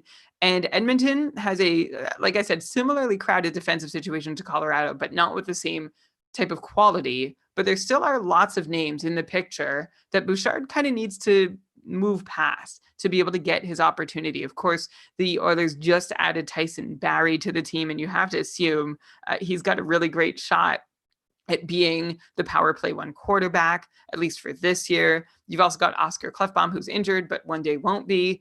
Darnell Nurse, Ethan Bear, Caleb Jones. You've also got Philip Broberg coming up as a prospect. So Evan Bouchard, even if he is, a really solid defensive prospect, still has his work cut out for him in guys that he needs to pass on the depth chart to be able to make an impact. He's ranked at plus 1,800 in the Vegas odds to win the Calder Trophy this year. How do you see that panning out for Evan Bouchard? Is this year he makes an impact, or is he going to have to wait a little longer?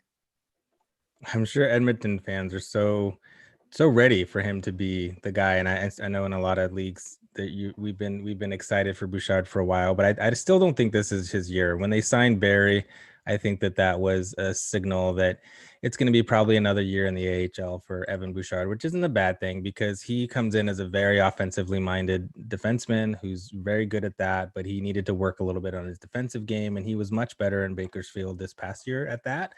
And so another year doing that isn't unreasonable. And yeah, they don't have the names that they do in Colorado, but Edmonton still has 6 serviceable guys, and so he'd have to pass an NHL very capable defenseman in order to get that opportunity. So, one thing to mention is that Ethan Bear, I don't think has signed yet at the time of this recording. So if for some reason he holds out or doesn't sign, then there may be a spot. And certainly if there's an injury, it could be Bouchard's opportunity. So there's that. The other thing is that he is a right-handed defenseman, so maybe he gets the opportunity with Barry if they like that setup on the right side. And also, I've read some that Clefbaum may not even play at all this season. So if that's the case, then maybe there's some opportunity. But overall, I think he's a super high upside guy. I just don't think it's going to be this season. I think it's kind of unlikely. So, but if he does, and if he sticks in camp and he's turning heads and he's making the team, then but at that point it's probably too late to bet on it. I just at this point though, I wouldn't. I don't think it's terribly likely. Okay, so we're not really counting on Bouchard to step up this year. It looks like next year might be his year. Like you say, Clefbaum, it could miss the whole season, but of course he'll be healthy the following year. So even when if Barry is not retained by Edmonton after this season, Clefbaum might still be in the picture as someone who's proven himself to be a legit power play 1 quarterback. Of course, the hope is that Bouchard's ceiling and upside for that position is much higher. One thought, you mentioned that Bouchard plays the opposite wing as Barry, so technically, or the opposite side, so technically they could coexist. I wonder if Bouchard sees time, if he does have a crack at the top power play unit, just by virtue of there not being so many forwards in contention. Like, of course, you've got McDavid, you've got Draisaitl, you've got Nugent Hopkins, and then I guess for that, and then of course Barry, for that 5th spot, let's forget Alex Chiasson. Finally, we can knock him out of the equation. James Neal also not going to be part of it. I guess Yamamoto is the best other 5th man option on that top unit, but I'd be curious to see if Edmonton wants to experiment with 3 forwards, 2 defensemen, especially if they really do believe in Bouchard and want to get him some experience. They are both right-handed though. Barry and Bouchard. Yeah. Okay. I misheard you. I thought you said that they... Okay. No, they're the same. So if they... sorry, okay. if I wasn't clear on that, they're the same handedness. So if they like the setup that Barry runs and maybe they want to give the rookie a shot is kind of what I was making a point of. So that kind of helps him maybe get second power play time, because if they set it up the same way with the same handedness, they might like that. They tend to do that. So yeah, but I don't think there's not a left hand, right hand thing going on. Okay. Disregard everybody. I do know that Tim Stützle shoots left. I'm so prepared to share that piece of information with him, ranked 9th by the Vegas odds at plus 1,800. He completes the top 3 picks from the 2020 first round on this list of Calder candidates.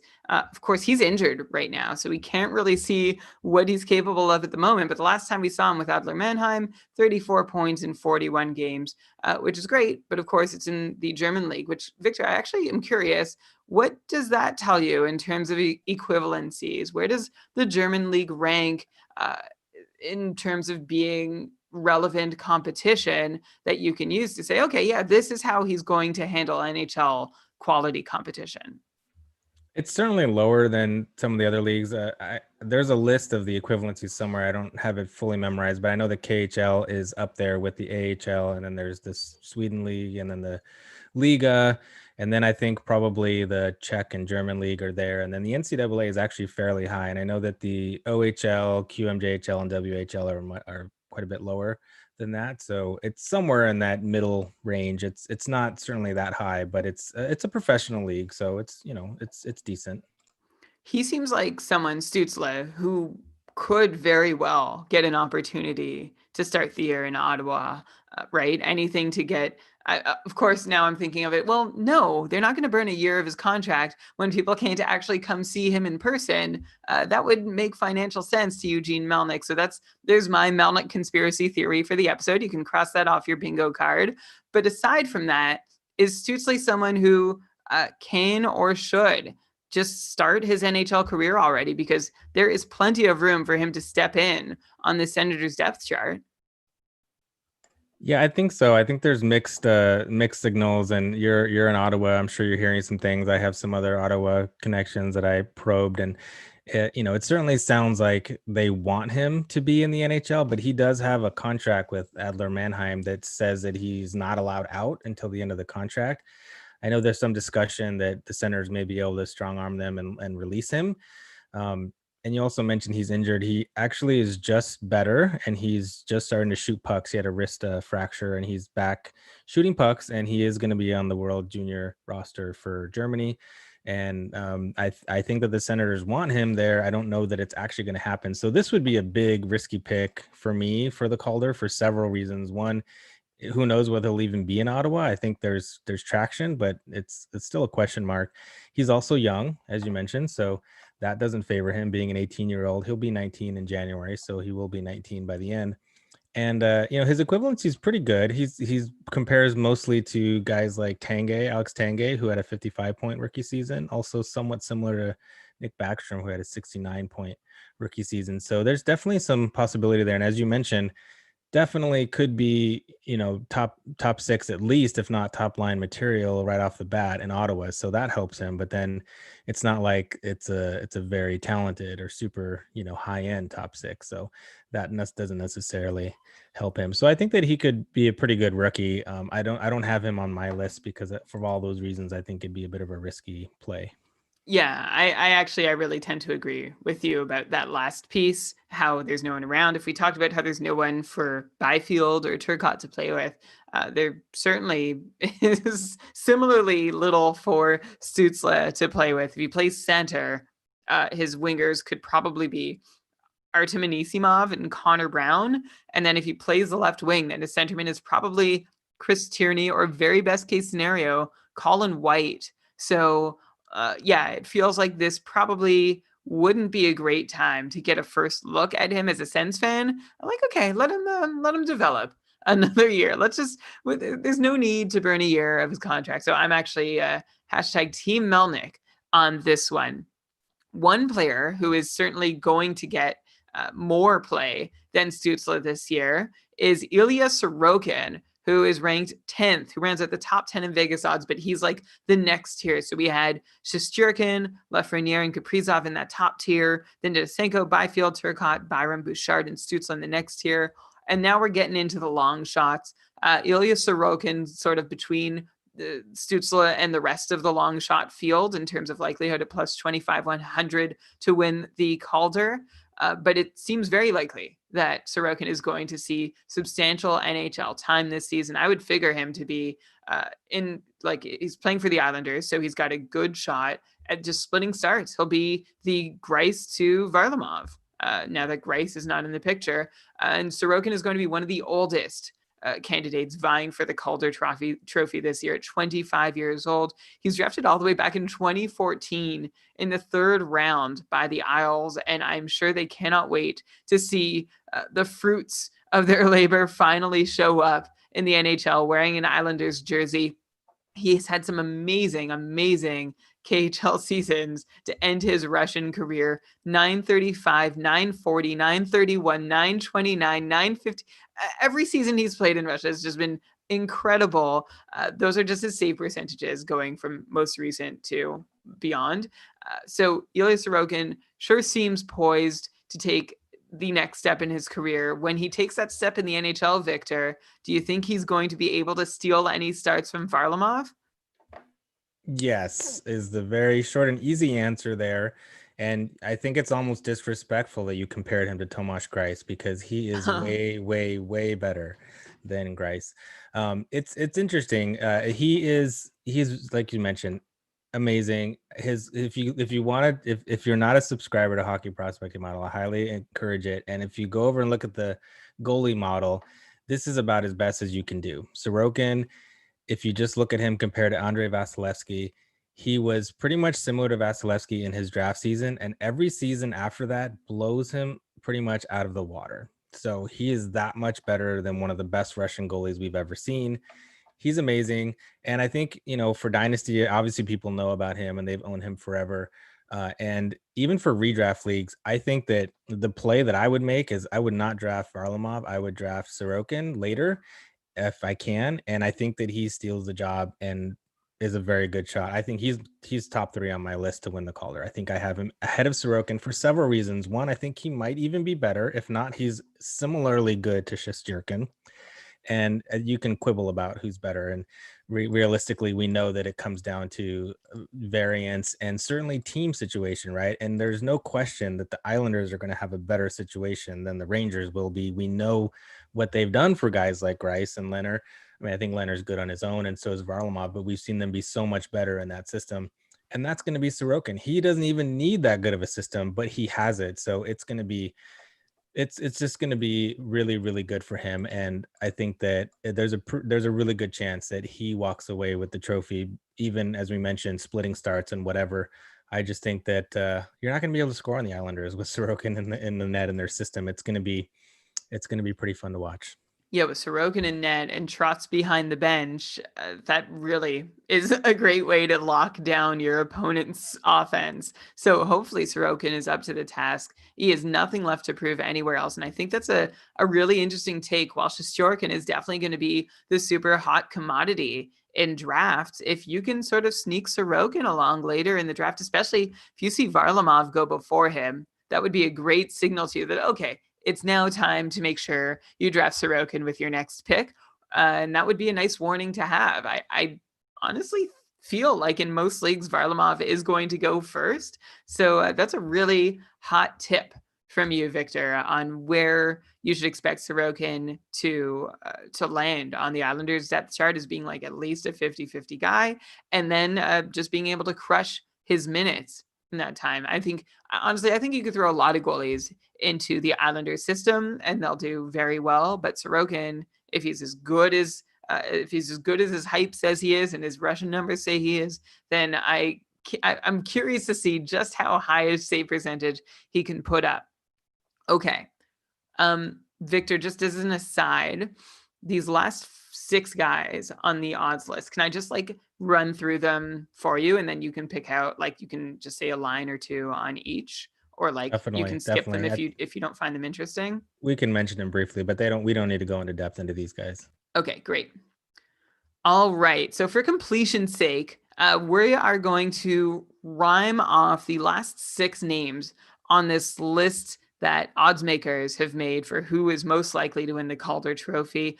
I'm just going to rhyme them off, as I said, Victor, and you can tell me if any one of these catches your eye as being a legit candidate. They're all very dark horse material at plus 3,500, and they are as follows. You've got Nick Robertson in Toronto, Trevor Zegras in Anaheim, Alex Romanov in Montreal, Morgan Frost in Philly, Gabe Vilardi in LA, another center prospect in LA, and then Dylan Cousins over in Buffalo. Between those 6 players, Victor, do you see any of these guys being more deserving than the other at being seen to have a legit chance at Calder Trophy winning? Not really. And just to kind of run through them real quickly, Robertson, I like Robertson a lot. He's showed really well. He's also really young. And his best comp is a 50-point rookie, Jerome McGinley. So that would be great, but I don't think he has the opportunity in Toronto, right? He's going to be lucky if he gets into the third line, which, good luck getting past 50 points in that deployment. Trevor Zegras is great, and I think that he's got Larkin upside, but there's no reason for Anaheim to play him this year either, because he's young and he needs to develop. So most likely he's going to be with the Gulls of the AHL, and he's not even going to play this season. So that one I don't really understand either. Romanov, I think, is probably going to get a shot this year for Montreal, and maybe he can carve out a third pairing type guy. But the thing about Romanov is that he's not really a high point producer. So is he really going to win the Calder by just being a serviceable third, maybe second pairing guy if everything breaks right? I think in best case scenario, Romanov is Adam Fox light, which Fox didn't even get that close to winning the Calder. So I don't think that Romanov is going to be that guy. I think he has a pretty good season, but by different metrics, not scoring. Morgan Frost is a really interesting guy. I think that he has a decent shot of being a third line center in Philly, which would be great for him, but I don't think that he's going to score enough or impress enough to be even close to winning the Calder. So I don't understand that one.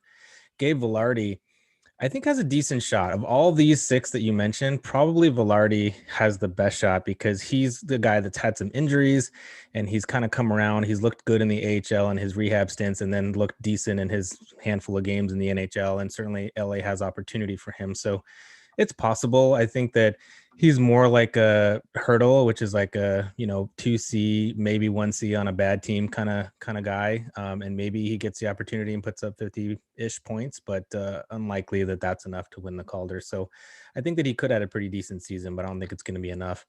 And Dylan Cousins, yeah, I don't, it's questionable whether he'll even make it. It's possible that he will. Certainly Buffalo could use him, but I don't think it's terribly likely that he has a huge impact in his first season. So long term, I like Cousins a lot, but yeah, probably not terribly likely. So all of those guys I think are pretty unlikely. And as you mentioned, I think I have some guys that are more likely than those last few. Okay. Yeah, let's definitely get to them because those 6 that you mentioned, really, all of them have someone standing in their way. It's a real deployment issue for them to get an opportunity to actually show their stuff.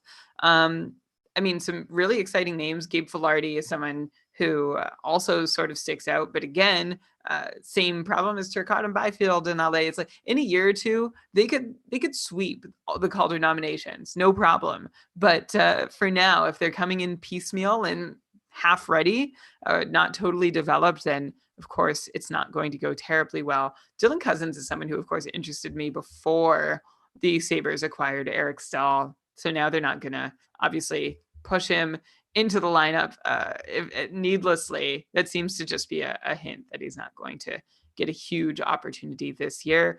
And Zegras, I also is a name that also stands out to me from this list. But like you said, there's no reason for Anaheim to throw him into the spotlight on a team that is actually coming along a little further in the rebuild process than the Kings. So that'll favor him when he does get his shot.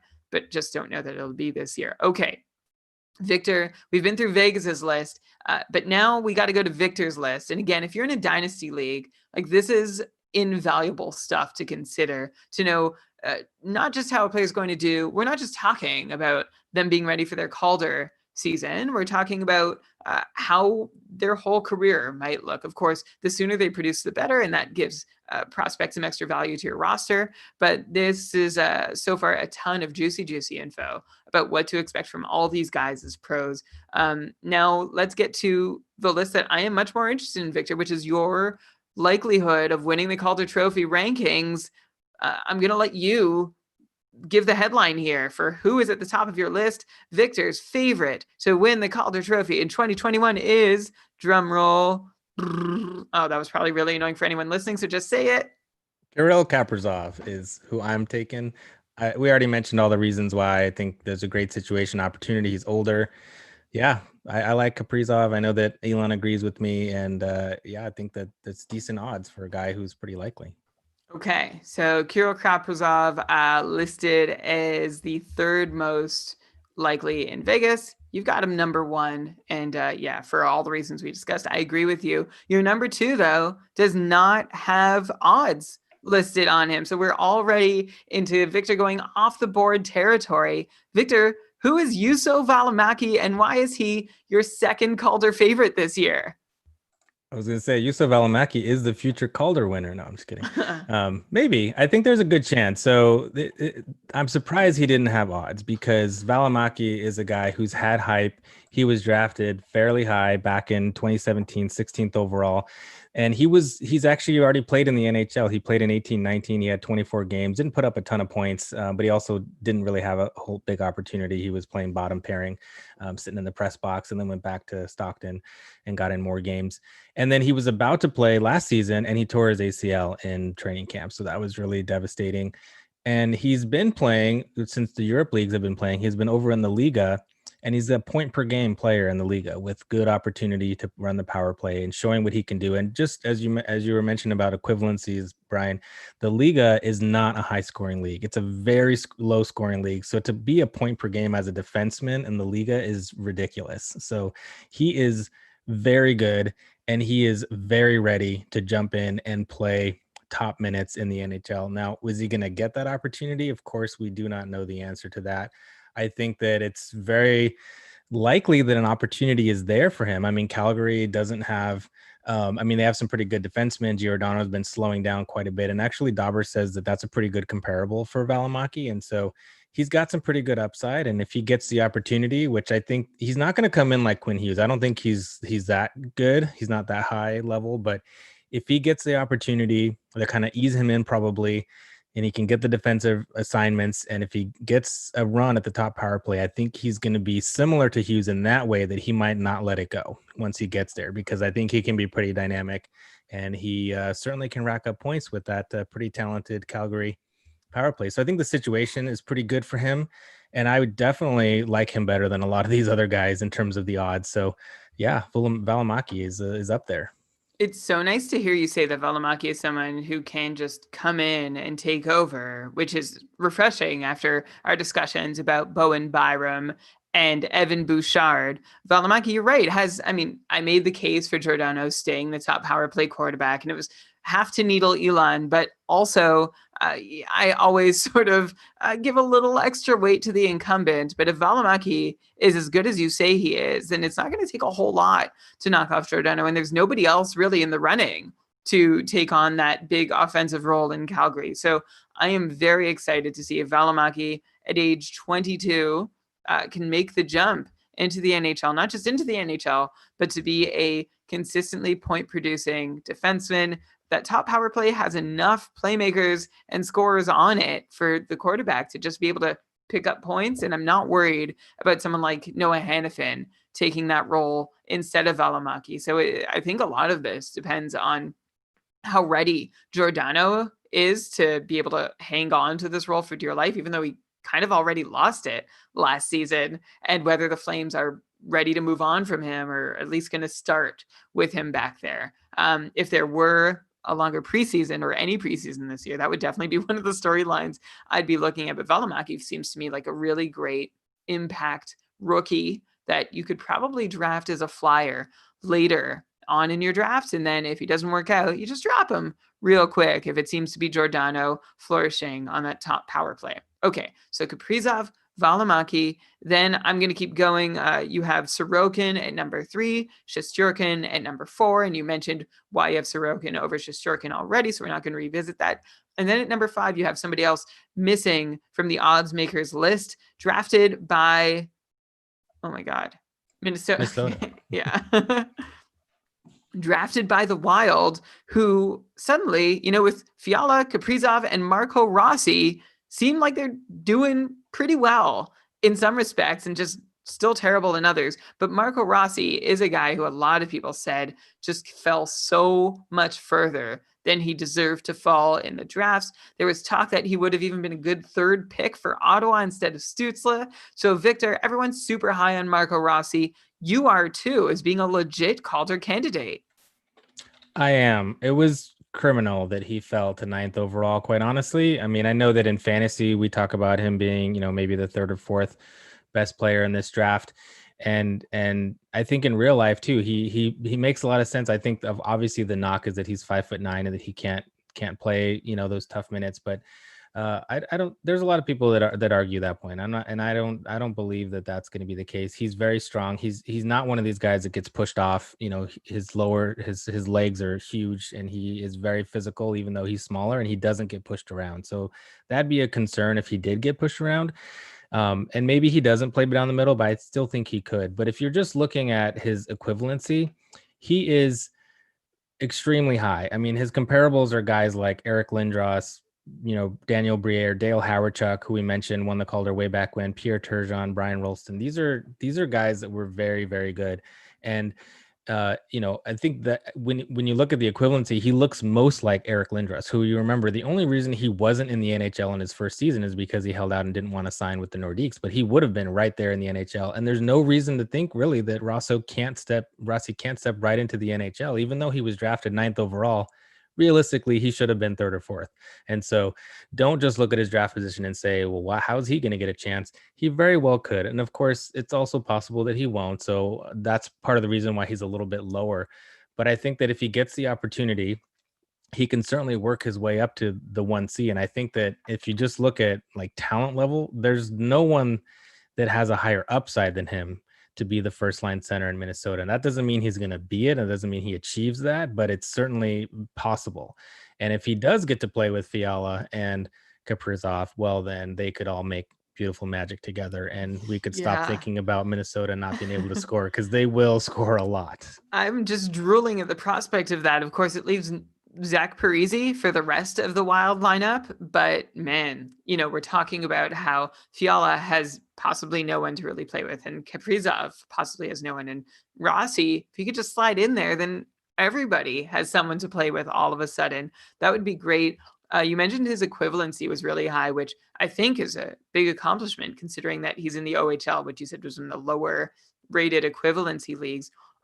Something just really pops in his numbers. When he first came over to North America from Austria, when he first came over to, it is Austria. He is Austrian. He played in Switzerland, though. Right. Okay. When he first came over to North America after having played in Switzerland, he joined the Ottawa 67s, 65 points in 53 games, which, like in the OHL, all right, cool. You're one of your team's top forwards. Congratulations. No big deal. But then in his second season, he played 3 more games and scored 55 more points than he did in his first year with Ottawa. Victor, is that a common jump that we see in prospects? Whether or not they're coming over internationally, or does that signal something really unique and exciting about Rossi? No, it's the latter. He's definitely done some historic things. I don't remember all the numbers off the top of my head, but the number of guys that have done better than what he's done this past season, you can count on one hand. It's a very small number. And if you just look at his draft equivalency, he has a higher NHL equivalency than Lafreniere, than Byfield, than anyone in this entire draft class. And one thing that they do over at Hockey Prospecting not only is looking at star potential, but how likely they are to be an NHLer. And he has the highest of anyone. He's the highest in this entire draft class. So that says a lot. I mean, guys do bust out, even though they look good in certain models. That happens. We've definitely seen it happen, but the likelihood that Rossi is going to bust out is very, very small. So I'm definitely high on him, and I'm trying to get my hands on him wherever I can. And another guy, take at the end of your redraft, and it could go gangbusters for you and win you your league. And if he doesn't end up playing and whatever, then you drop him. Sorry.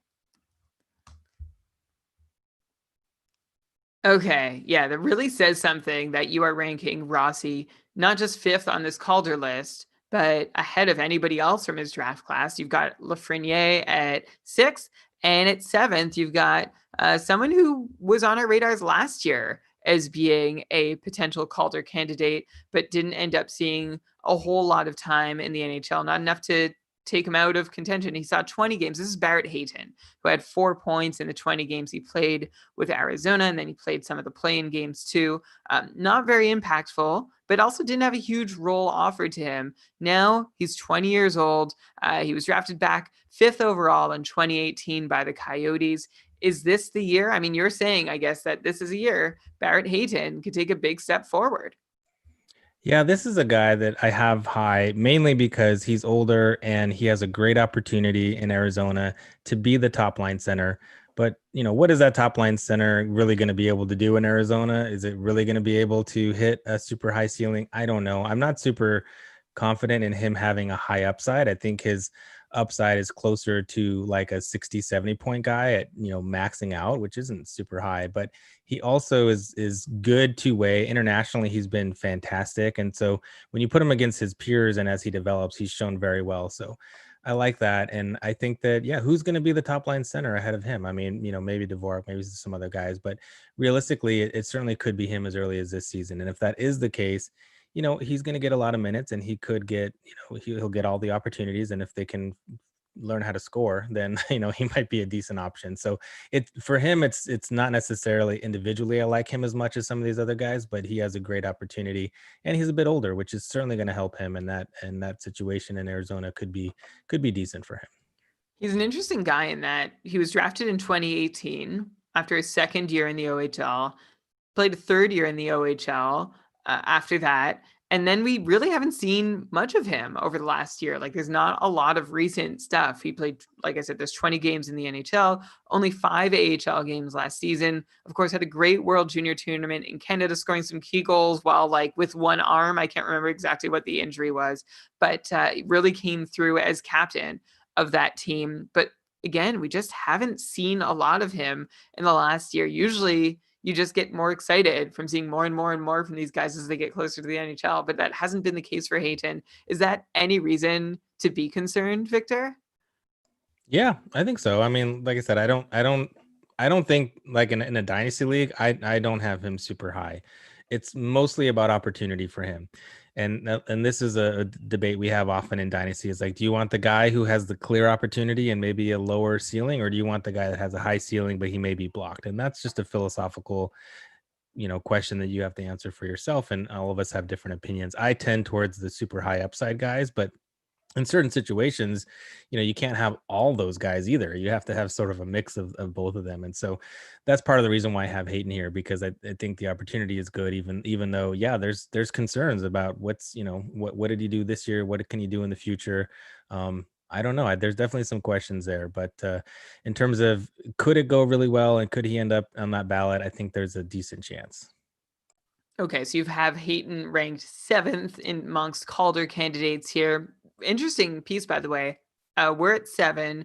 You've named 4 players who were already on the odds makers list, and you have no more that you share in your top 10 plus 2 honorable mentions with the list that we already talked about with the odds makers, which, to be honest, isn't that surprising after hearing you talk about a lot of those players. So let's hear some more about, there's 5 guys here that you're more excited about than the ones that odds makers are ready to rank in their list. And interestingly enough, you have one more member of the 2020 draft class here, but it's not Quinton Byfield. It's not Tim Stützle.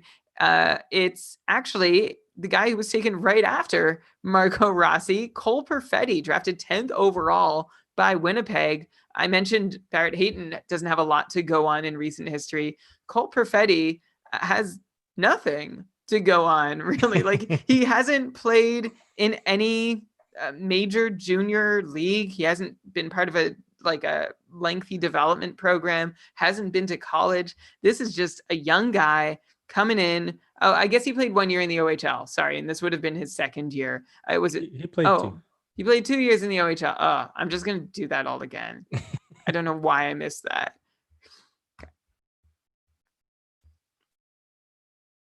Cole Perfetti drafted 10th overall by Winnipeg, and he has put up some pretty convincing numbers over the last couple of years with Saginaw of the OHL. And I guess they're enough to convince you, Victor, that there's enough there for him to be considered a better shot at the Calder than the many of the 9 guys drafted ahead of it.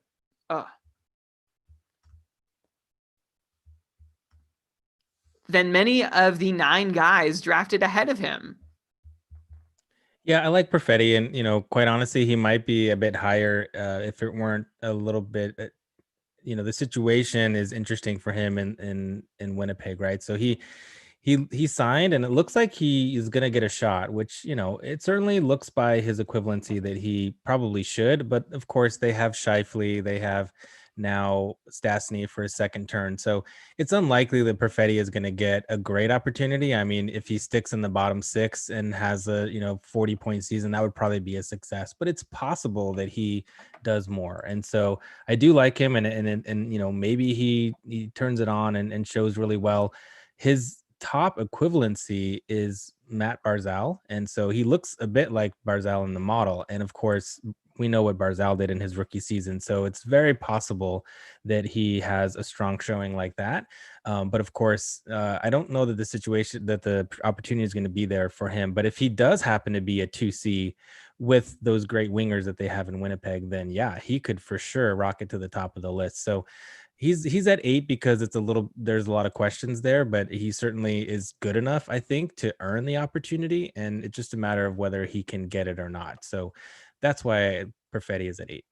I would say it's a bit of a sad irony that the Jets, after missing that 2C for so long, finally have 2 options because they acquired Stastny. But because Perfetti is just 18, I guess I'm not really considering him a legit option. And I think the fact that Stastny's contract expires at the end of the season is actually really great news for Perfetti, who, if he makes an impact this year and shows himself to be ready for the NHL or ready for that next step, he's walking into a really sweet situation between Liney and Ehlers. Of course, Liney is an RFA after this year, so I'm just going to operate on the assumption that he's still there for now. I think that's a safe assumption. But once he does make it to the NHL, like you said, he's got a really great pair of wingers and a job that potentially he could step right into if Stastny isn't retained by Winnipeg. And I wonder if his development is going to influence their choice to do that.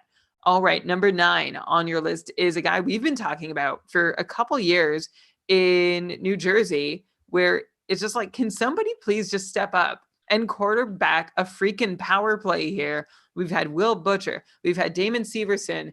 I feel like we've had Marek Zidlitzky, although that was so many years ago now. And then we had PK Subban, didn't pan out. Is Ty Smith finally going to be the one who can get some points from the blue line on that New Jersey Devils team? It's been so frustrating when it's like, yeah, there should be one more defensive quarterback that you can roster and get points from on a consistent basis. But we spoke at length last season about how few points came from the back end on that Devils power play or just team.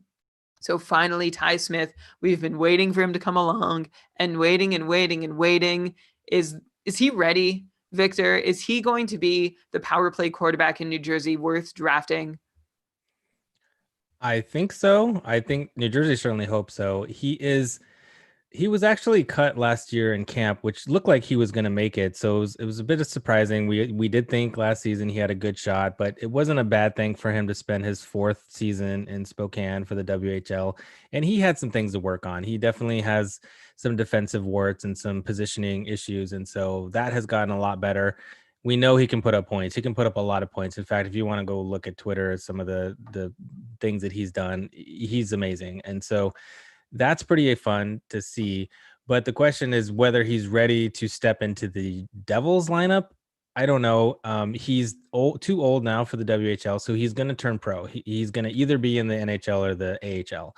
And again, like we said, because the NHL is starting first and there's not going to be an option for him to be in the AHL until February. So it's possible that he just sticks around. We'll see. I think that there's a pretty good chance that, he just has to be better than Connor Carrick and Dmitry Kulikov. I don't think that's a pretty high bar. I think that there's a pretty good chance, his equivalency has him looking like Victor Hedman, Lubomir Visnovsky, who are pretty high-end producers, but also somewhat like Josh Morrissey and Fedor Tutin. So, maybe somewhere in between there. I think that his high-end offensive skills can be the difference for that power play. So if he gets the opportunity and if he's defensively improved enough, which it seems like he is, or at least he's pretty close. So that's why I have him on this list, because he certainly is primed for that opportunity. And if he gets it and runs with it, it's not going to be Quinn Hughes again, because I think that was a pretty unique situation, but I think it'll be close. And New Jersey certainly has some great young forwards that, can hopefully take another step forward. I think they can. And so that could be pretty exciting. Another guy that in redraft I might take, near the end and watch that very closely, because he certainly could put up a ton of points. Right. So if you're looking to fill out that third or fourth or fifth D roster spot, and Valomaki's already been taken by someone who knows, maybe Ty Smith is going to be out there for you to add as a flyer, someone who really could pan out and win that role and make points happen for you from the blue line all season long, with those caveats that you sort of mentioned about the NHL and AHL situation. And then to round out your top 10, Victor, a guy I'm not even going to pretend to say I know a lot about. To be honest, I rarely hear his name. I don't know how often I've read it. His name is Samuel Poulin, and I guess he plays in the QMJHL for the Sherbrooke Phoenix and is off to a great start this season. 6 points in his first 5 games. He's a dual eligible winger, it looks like, an all-around player. He's on Pittsburgh, by the way, for anyone who's wondering, which I wouldn't know until I just told myself. Drafted 21st overall back in 2019. I'm going to let you speak from a more knowledgeable perspective here on Samuel Poulin, because clearly I don't know anything about this guy. Who is he? Well, as you mentioned, he was drafted fairly high by the Penguins, who tend to, like the Sharks, like to trade away their first round picks. So they haven't had a bunch of them. And so he is not the guy that has the highest individual upside, but he's quite literally the only legit forward in the entire prospect system for the Pittsburgh Penguins. So he is their prized prospect. And, he had a really great draft plus one season. And, he's already actually played played a few games this season, and now they're shut down. And he was similarly good. So he looks good. The hockey prospecting model has him looking like Max Pacioretty, who's a pretty good comparable.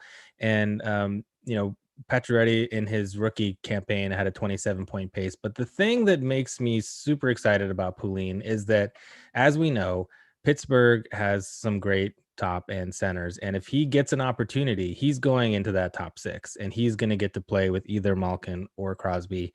And we know that those guys can make superstars out of just about anybody. So if he gets a turn, which, he's still a little young, he probably should be in the AHL this season. So the reason he's so low is I don't think it's terribly likely. But if he does make the team and they want to give him a shot and they put him in the top 6 and he clicks with, one of those two guys, then he could absolutely go on a tear. And yes, he could be like Kubalik, right? Get a pretty good showing in the Calder race. So that's why I have Poulin here. I think that his opportunity could be really good. And even though individually, I don't think he has, like, if you put him on a third line or, away from one of those two centers, I don't think he is even in this conversation, but that's not where we are. And so, yeah, he's got a decent shot. Okay. Yeah, we're always interested on guys who play on the wing of an elite center, especially that revolving door, what's been a revolving door in Pittsburgh with Crosby and Malkin. I will temper my enthusiasm because I have a list as long as my arm of players who, like you said, how anyone who plays with Crosby and Malkin is worth a flyer, and you're absolutely right. But the hit rate on those guys is just so freaking low. Like, maybe they'll help you in one matchup, or you'll get lucky for like a quick run. But so many players have landed there and not come through. So I'm going to temper my excitement about Samuel Poulin, but I definitely will be looking for him if he is on the NHL roster to potentially be getting a shot and at least start out as like a streaming option that maybe can evolve into something more. If he does see more success than that laundry list of wingers who have been tried and mostly failed in becoming fantasy relevant players besides Sidney Crosby and Evgeny Malkin. So that rounds out your top 10. I'm just going to summarize it again. Victor's top 10 Kinders. Oh, I knew I'd mess that up. Victor's top 10. Okay, I'm going to try one more time. Victor's top 10 candidates for the Calder Trophy are Kirill Kaprizov, Yusuf Alamaki, Ilya Sorokin, Igor Shesterkin, Marco Rossi, Alexis Lafreniere, Barrett Hayton, Cole Perfetti, Ty Smith, and Samuel Poulin. But just as a little bonus, Victor, you have 2 honorable mentions, Kevin Lankinen over in Chicago and Alexei Melnichuk over in San Jose, both goalies. You think they've got a shot? Well, not a great one. That's why they're honorable mentions. Kevin Lankinen is nothing special, but, he only has to outperform Colin Delia and Malcolm Subban, which I don't think is a terribly high bar. The other thing that's not good, similar to San Jose, is Chicago I don't think is going to be good. So, Lankinen would have to go on a heroic run. But, it's possible. Melnichuk, on the other hand, is a very good prospect, and he looks really good in this hockey prospecting model that I was mentioning. Undrafted, signed by the Sharks, because he has the opportunity to be a starter. And that's something he might even get to do. He's right now on loan over in the KHL. And one of the things that was interesting about him is that he came up in the SKA St. Petersburg system. And so a lot of goalies look really good in that system because it's pretty much an all-star team that they have there. And so there was always the question of, oh, he's just, in that system, he's not really that good. Well, he actually has been loaned. Well, he signed with the Sharks and loaned over to Torpedo, which is a different team in the KHL, and he's got a 912 with a 2.68 GAA for a not very good team. And so that's pretty good for a goalie who's still pretty young. He's only 22. So he's on loan. He's going to be in camp. He's going to come back to San Jose, or well, actually, they're not going to have camp in San Jose. They're going to have it somewhere in the Bay Area, anyways. And he only has to, outperform Jones or Dubnyk, which I don't think is also a terribly high bar, but probably one of them would have to get injured or have some issue because they're going to roll with that tandem. So he's down there because it's an unlikely situation. But if he ever does get in that net, I think he's the best goalie of the three. Okay, that really excites me and must excite you as a Sharks fan to think that there is somebody on the horizon who might be able to come in and do good things in the San Jose net. It's been so long since anyone has been able to do good things in the San Jose net. Obviously, as you mentioned, they added Dubnyk to, I guess, buy another lottery ticket to put alongside Martin Jones in terms of finding a guy who can actually play consistently for any reasonable stretch of time. So I would love to see Melnichuk get a shot, though. And one really interesting piece is that he does come from that SKA St. Petersburg system. Two recent graduates of it, Igor Shesterkin and Mikko Koskinen. So take your pick of whether or not he's going to be more like Shesterkin or more like Koskinen. It sounds like, Victor, you're kind of in the middle on Melnichuk, right? I think he's definitely not Shesterkin, but I think he's better than Koskinen. Okay, great. That's what I would hope to hear. Better than Koskinen is a start to being an NHL goaltender. Okay, so we are just about done the show, but if you think that hearing about, oh my gosh, how many total over 20 Calder candidates was going to be all we did, you're wrong. You're so wrong, because Victor, I tell you, this guy does his homework for you. So thank him, please, at Victor Nuno 12 on Twitter. Did I get that right? Yep. Yes. Okay. You can thank him on Twitter later for what he's about to give you, which is a bunch of other guys to consider who aren't on oddsmakers' radar for the Calder Trophy. They're not really even on Victor's radar for the Calder Trophy, at least his primary radar. But there's another group of names who could come in, who most people in your drafts might not have heard of, or in dynasty leagues they might be undervalued, who could come in and be something this year or hopefully shortly after. And we're going to do them in sort of a lightning round style. So some other guys to consider for the Calder Trophy, or just for your fantasy team's long-term prospects. You've got a list of about just over 10 here. And we're going to lightning round them, which means that I'm going to say a name, and then Victor, you're going to tell us about them for 15 or 20 seconds, and we're just going to keep going rapid fire through this. This never works when I do it with Elon. Let's see if it works with you and me. Are you ready? Do it. All right. First off, Anton Lundell. Lundell was one of the draftees this season, and he's probably one of the most NHL ready prospects from the 2020 draft, and he's tearing up the Liga right now. He plays for Florida, so he could rise to the 2C. He just has to pass Wenberg. I think it's possible, but also kind of unlikely. So that's why he's down here on this side of the list. But yeah, he certainly could go on a run. All right. And then we have Jake Bean on defense for Carolina, drafted 13th overall in 2016. Jake Bean is one of the most NHL ready defenders who hasn't played in the NHL, and he is really good. One of his best comparables is Shea Theodore, who's doing pretty well for Vegas. The main problem with Bean is that he doesn't really have a lot of room on Carolina. They have some great defenders, so he'd have to pass Hayden Fleury or Joachim Ryan, which isn't a terribly high bar, or maybe there's an injury to one of the other guys. So but the problem is, of course, he's not going to displace Dougie Hamilton. So that's why his upside is kind of capped. I think he could have a pretty good season. I don't think he wins the Calder, but definitely a guy that you might want to look into for your redraft league. Here's someone who's been on these lists before, over from Nashville, Eli Tolvanen, originally drafted 30th overall back in 2017. Still has yet to make a career as an NHLer full time. You still have some faith, Victor?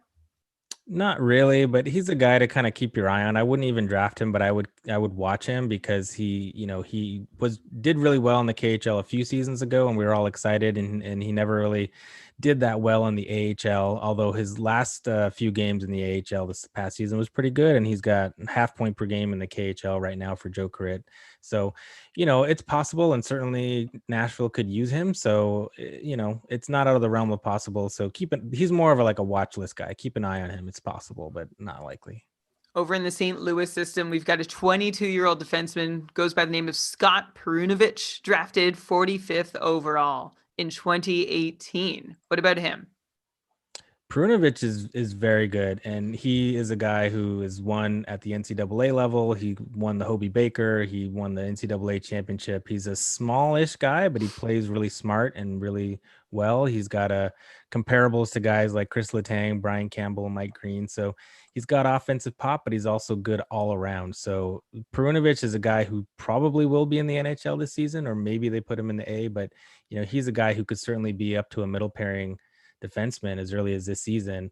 I don't think he steals the job from Torrey Krug, but down the road maybe. And certainly if something happens to Krug, they might turn to him ahead of Parayko and maybe some other guys, but unlikely. But Perunovich is definitely a guy who's going to probably get some minutes pretty soon here. And then in Chicago, you've got a 24-year-old left shooting forward, Pius Suter, who I think Elon just drafted him in a dynasty league and is suddenly really pumped about him. I'm not sure if those two facts are correlated. Should Elon be as excited about Pius Suter as he seems to be?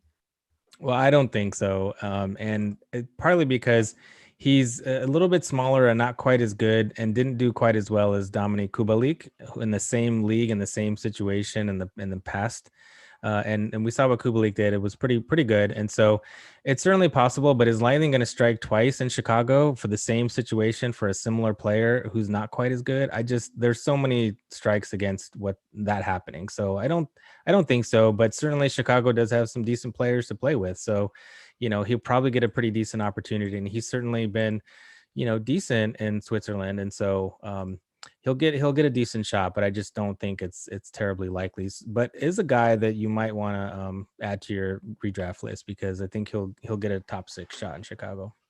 Okay, so that is interesting. A top 6 shot in Chicago is worth something. How about Owen Tippett over in Florida? That's another depth chart where you might have some daylight to make an impact. Tippett is 21 years old, drafted 10th overall, so a top 10 pick back in 2017, can play either wing. What can he do this season? Well, the thing about Tippett, which I think is surprising that he was not on the odds makers list and Denisenko was, because quite frankly, I think Tippett probably has a better shot because he's a sniper. All he has to do is open up and unleash that cannon. And if he gets a shot with someone like Barkov, probably to a much lesser extent Wenberg, but if he gets a top 6 spot, he could pop a lot of goals. Denisenko, as being more of a playmaker, has a further hill to climb and certainly has more defensive responsibilities. So I think that's far less likely.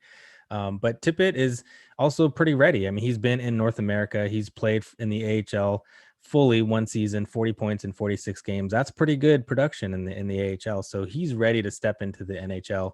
And I like him a lot. And certainly, is he going to displace, Huberdeau? No, but they did lose some top line wingers, and so maybe he gets a shot on the other side, and that could be really good for him. So I definitely like Tippett way better than Denisenko if I had to pick between those two.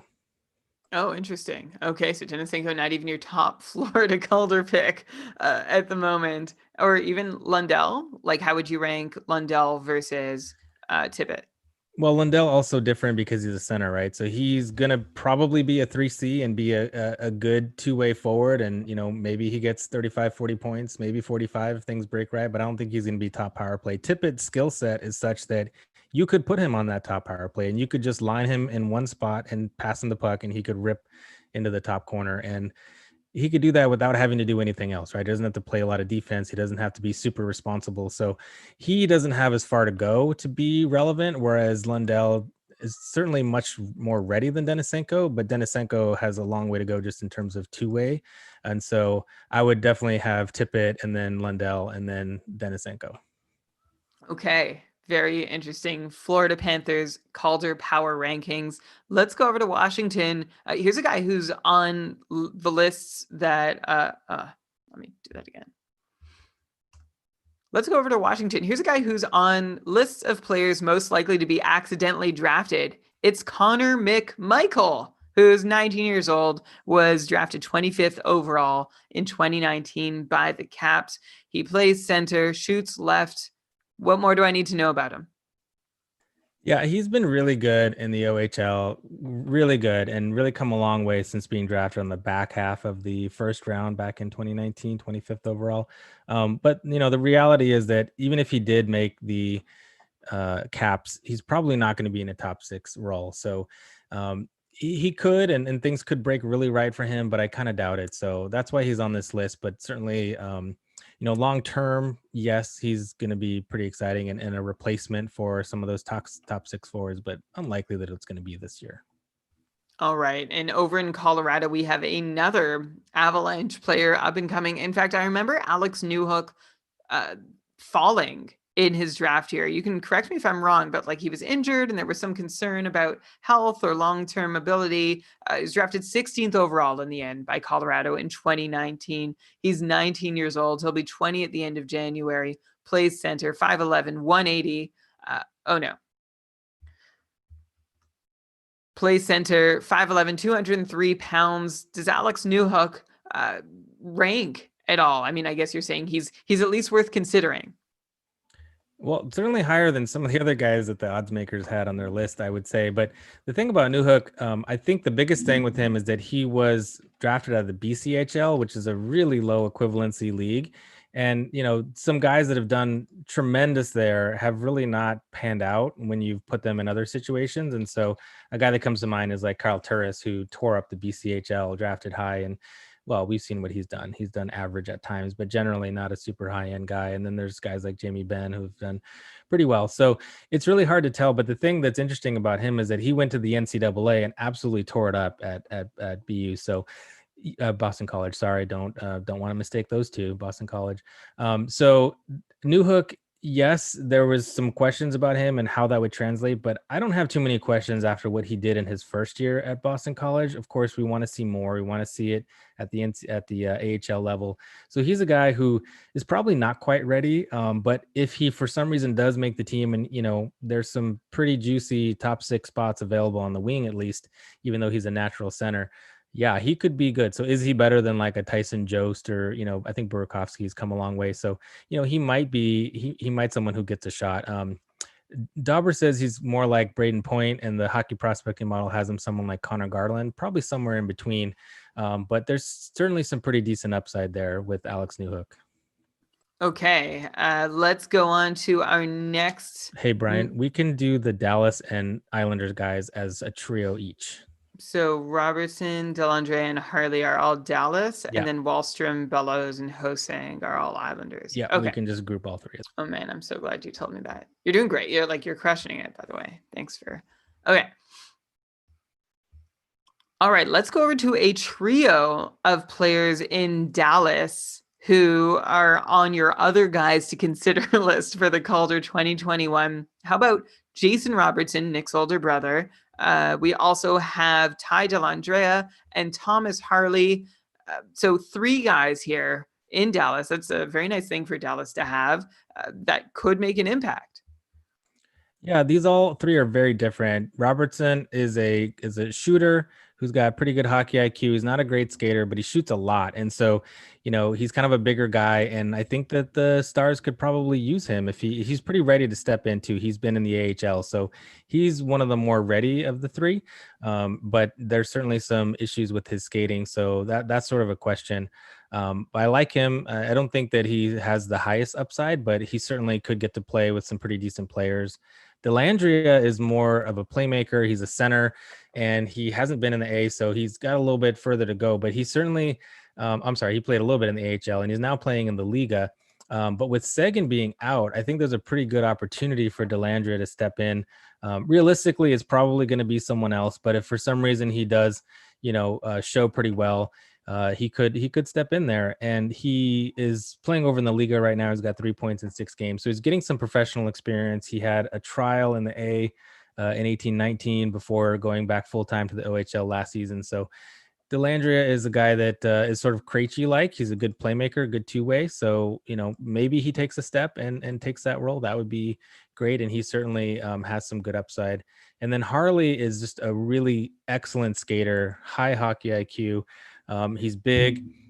He knows how to position himself. He's pretty ready for the AHL, for the NHL. He's too young for the AHL. So for him, it's either go back to the OHL or be in the show. So I think it's pretty possible that Harley gets a shot as early as this season. Of course, the issue with Harley is that he's not going to pass Heiskanen or Klingberg, so his upside is pretty limited. But he's definitely a guy that I would be interested in taking a little bit lower. He's honestly probably lower than Lindell this year. So, but he's definitely a guy to keep an eye on because he has some pretty high upside if everything breaks right for him. But he has not played in the NHL yet. He did get into one playoff game in the bubble. Another team with 3 Calder candidates outside Calder candidates worth considering are the Islanders, who already have Sorokin in net. But on the skater side, you've got from youngest to oldest, Oliver Wahlstrom, drafted 11th overall in 2018. He's 20 years old, plays right wing. You've got Kiefer Bellows at left wing, 22 years old, drafted 19th overall in 2016. And you've got Josh Hosang, 24 years old, plays on the right side, and was drafted 28th overall in 2014. So a trio of first-round picks that the Islanders have picked up over 4 years. Still waiting to see either of them come in and make an impact, although some have had more chances than others. Although even Josh Hosang, the oldest, there have been several opportunities where it doesn't seem like he's gotten a real fair shake. Can either one of these 3 guys come in and be fantasy relevant in 2021? Well, I think one of them will. I just don't know which one. That's the issue, because they're all sort of at different levels of their progression. And in our New York episode for the Fantasy Hockey Life, we interviewed one of the guys that covers the team for them, and he was kind of similarly torn. And so, the Wahlstrom is more of a big physical guy. He's a sniper, and he's not a great skater, but he's he's got a good shot. And so that could pair really well with the playmaker like Barzal. Obviously, you'd be interested in that. And so I like him for that reason. He's playing in the Allsvenskan over there in Sweden right now and looking pretty good.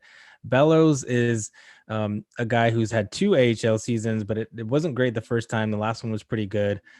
He's more of a physical power forward, like a Vander Kane light, maybe. So that's interesting. And then Josh Hosang has been around for a while. He's reported to have some attitude issues, but they did qualify him, and it looks like they're going to at least give him a shot. So all 3 of these guys have something interesting about them, and one of them will probably stick and be in a top 6 role. I just don't know which one. So I would just keep all 3 of them on your radar. If I had to put money on it, I would say it's probably Wahlstrom, but I'm not very confident in that. So I'm just going to keep all 3 of them on my watch list, and whichever one's getting the opportunity, try to add them as fast as I can. All right, and we'll close out with a player. I mean, we mentioned the Senators' center depth earlier in the show, and I was talking Chris Tierney and Colin White, and it didn't even dawn on me that I should have also mentioned Josh Norris, who appeals to both of our rooting interests. Victor, a little less so to yours than mine right now. Of course, he was originally drafted 19th overall in 2017 by San Jose, but was dealt to Ottawa in the trade that sent Erik Karlsson to San Jose. Looked like a throw-in piece at the time, but at the age of 21, he's looking like he could really legitimately evolve into a top 6 centerman, which is obviously very exciting to me personally and would be very needed in Ottawa. So there's room for him to jump up that depth chart if he's ready. Is he ready?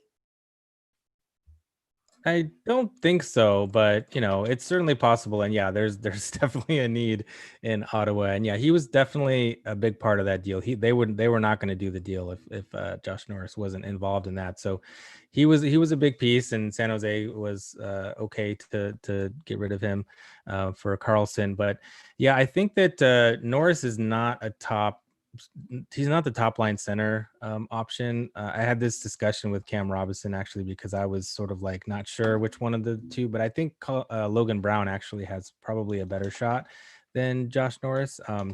But anyways, I don't think that either one of them are really going to be it this year. So there might be an opportunity, but realistically, it's going to be, as you said, Colin White and Chris Tierney, who are first and second line centers for now, but they're really just placeholders. So, either Brown or Norris could step in, but it really depends on what Ottawa is trying to do. Are they trying to push and win for now? Because if so, then yeah, I think it might be Brown though ahead of Norris. Okay. And I didn't mean to, sorry, Victor, I didn't mean to call him a throw-in. I just, from the Ottawa fan perspective, it was, why aren't we getting Merkley in this deal? How is Norris the best prospect they could send over for Eric freaking Karlsson?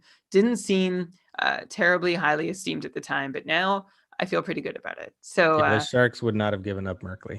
Yeah, well, exactly. They didn't. It was just, I mean, anyway, I could go on about this forever. Maybe one day I'll write a thesis. But for now, holy cow, Victor, we have discussed roughly 35 rookies who may or may not have an impact in the NHL this year. But if it's not this year, not long from now. And you've got intel now on every single one of them. Thank you so much, Victor Nuno, for being here with us and for being also an amazing part of our patron community. If you ever want to pick Victor's brain, you can find him over on our Discord server. Where else can people find you, Victor, if they have more questions or want to hear more of you or see more of your work? Yeah, you can follow me on Twitter, Victor Nuno 12. A lot of people reach out. Sometimes they private message me because they don't want their competitors to know the answer, and that's fine. I don't mind that. And I write over at the Hockey Writers, so you can check out my stuff there. We're doing a series on the 12 Days of Christmas of Hockey Miss, and so I'm writing about that for the Sharks. And Fantasy Hockey Life, I co-host that with Jesse Severe, and we did a whole team by team series of all the pro team and prospects, each team one full episode on them, and that's really timeless. So go back and check those out if you haven't already. I think we did a pretty good job with that, so definitely check that out. All right. Thank you so much, Victor. We'll put all of that info in the show notes. And once again, before we sign off, remember, if you want to get in the cupful, now would be a really great time to register by becoming a patron or join. You can also join our Discord server as a patron. You get a monthly bonus episode in the form of a patron cast, which is like an Ask Me Anything with Elon and I. We'll answer every question until there are no questions left. That happens once a month. And our next one is actually on Wednesday, December 16th, I think is the date. So if you want to get in on that, come on and join up now and be a part of what is just a wonderful, beautiful, lovely, friendly, inclusive Keeping Karlsson Fantasy Hockey podcast community. We'd really love to have you aboard. Also, just a reminder, you can see our patron projection project results over at keepingkarlsson.com/PPP. And also check the show notes if you would like to join that league that Elon and I are participating in the name of Hockey Fights Cancer. And with that, I think we are done this episode. So thanks once again to Victor Nuno for sharing all that is in that giant brain of yours about all the prospects that we should be keeping an eye on in 2021. And with that, we will cue up that outro music. And Brian, read us the credits. All right. This episode, the Keeping Karlsson Fantasy Hockey Podcast, was presented by Dauber Hockey and powered by our patrons. Logo art by Brandon Weeb. Outro music by Pat Roach. This episode was researched with help from Dauber Hockey, Frozen Pool, Dauber Prospects, Elite Prospects, Roto World, Hockey Database, and Hockey Reference. This is, I guess, where Elon says something more. I guess I'll just fill it in. Sorry, Victor, just one sec. And there is no opportunity for me to throw back to Elon here. So all I'll say now is hope to see you on Wednesday's Patron Cast. If you're not there for it, that's cool too. We appreciate you just listening to the show. In that case, we will see you next Sunday for another episode chock full of information as you get ready for your fantasy drafts, especially if you're in the cupful, December 19th. Holy cow, we're getting started. Until then, remember, fantasy hockey is for everyone. Damn. All right. Wow.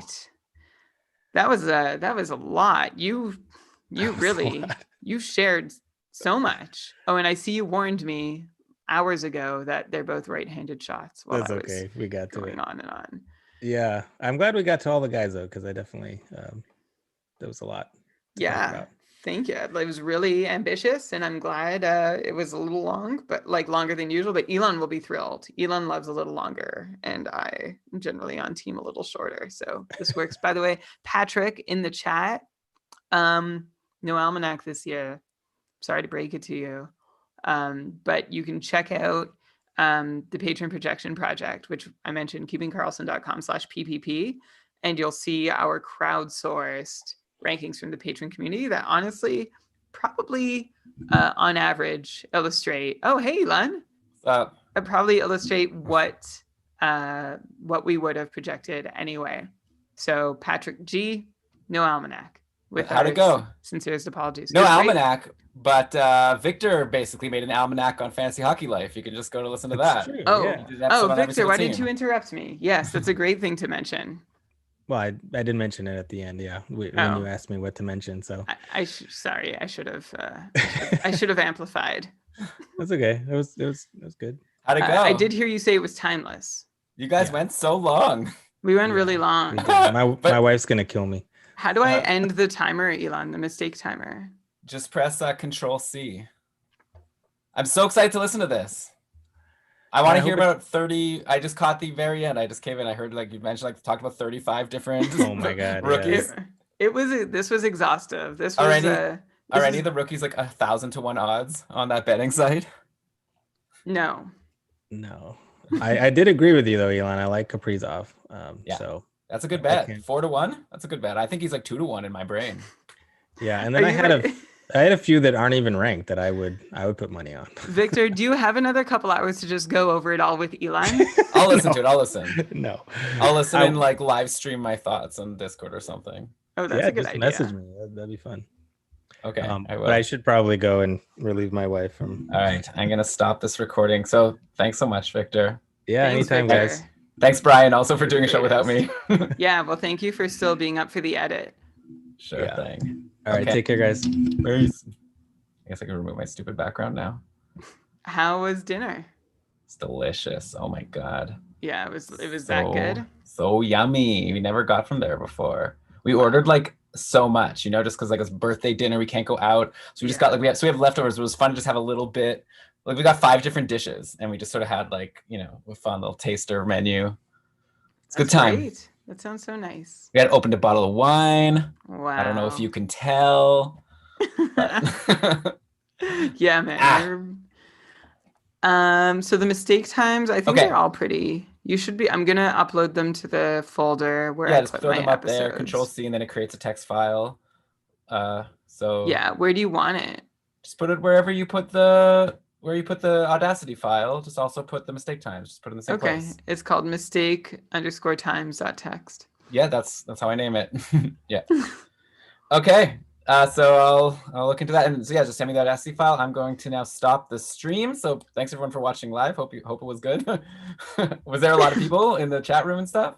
It was generally a quiet chat, but I think there was still like a good handful of people here, judging by Fred and Stefan and Kevin coming out of the woodwork right at the end there. Yeah, that's great. I mean, sometimes they're just the comments in the chat make the show.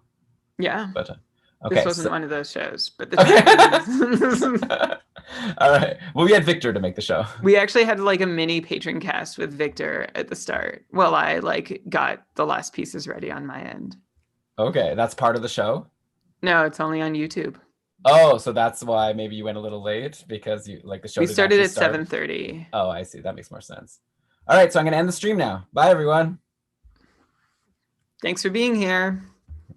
Okay, end stream.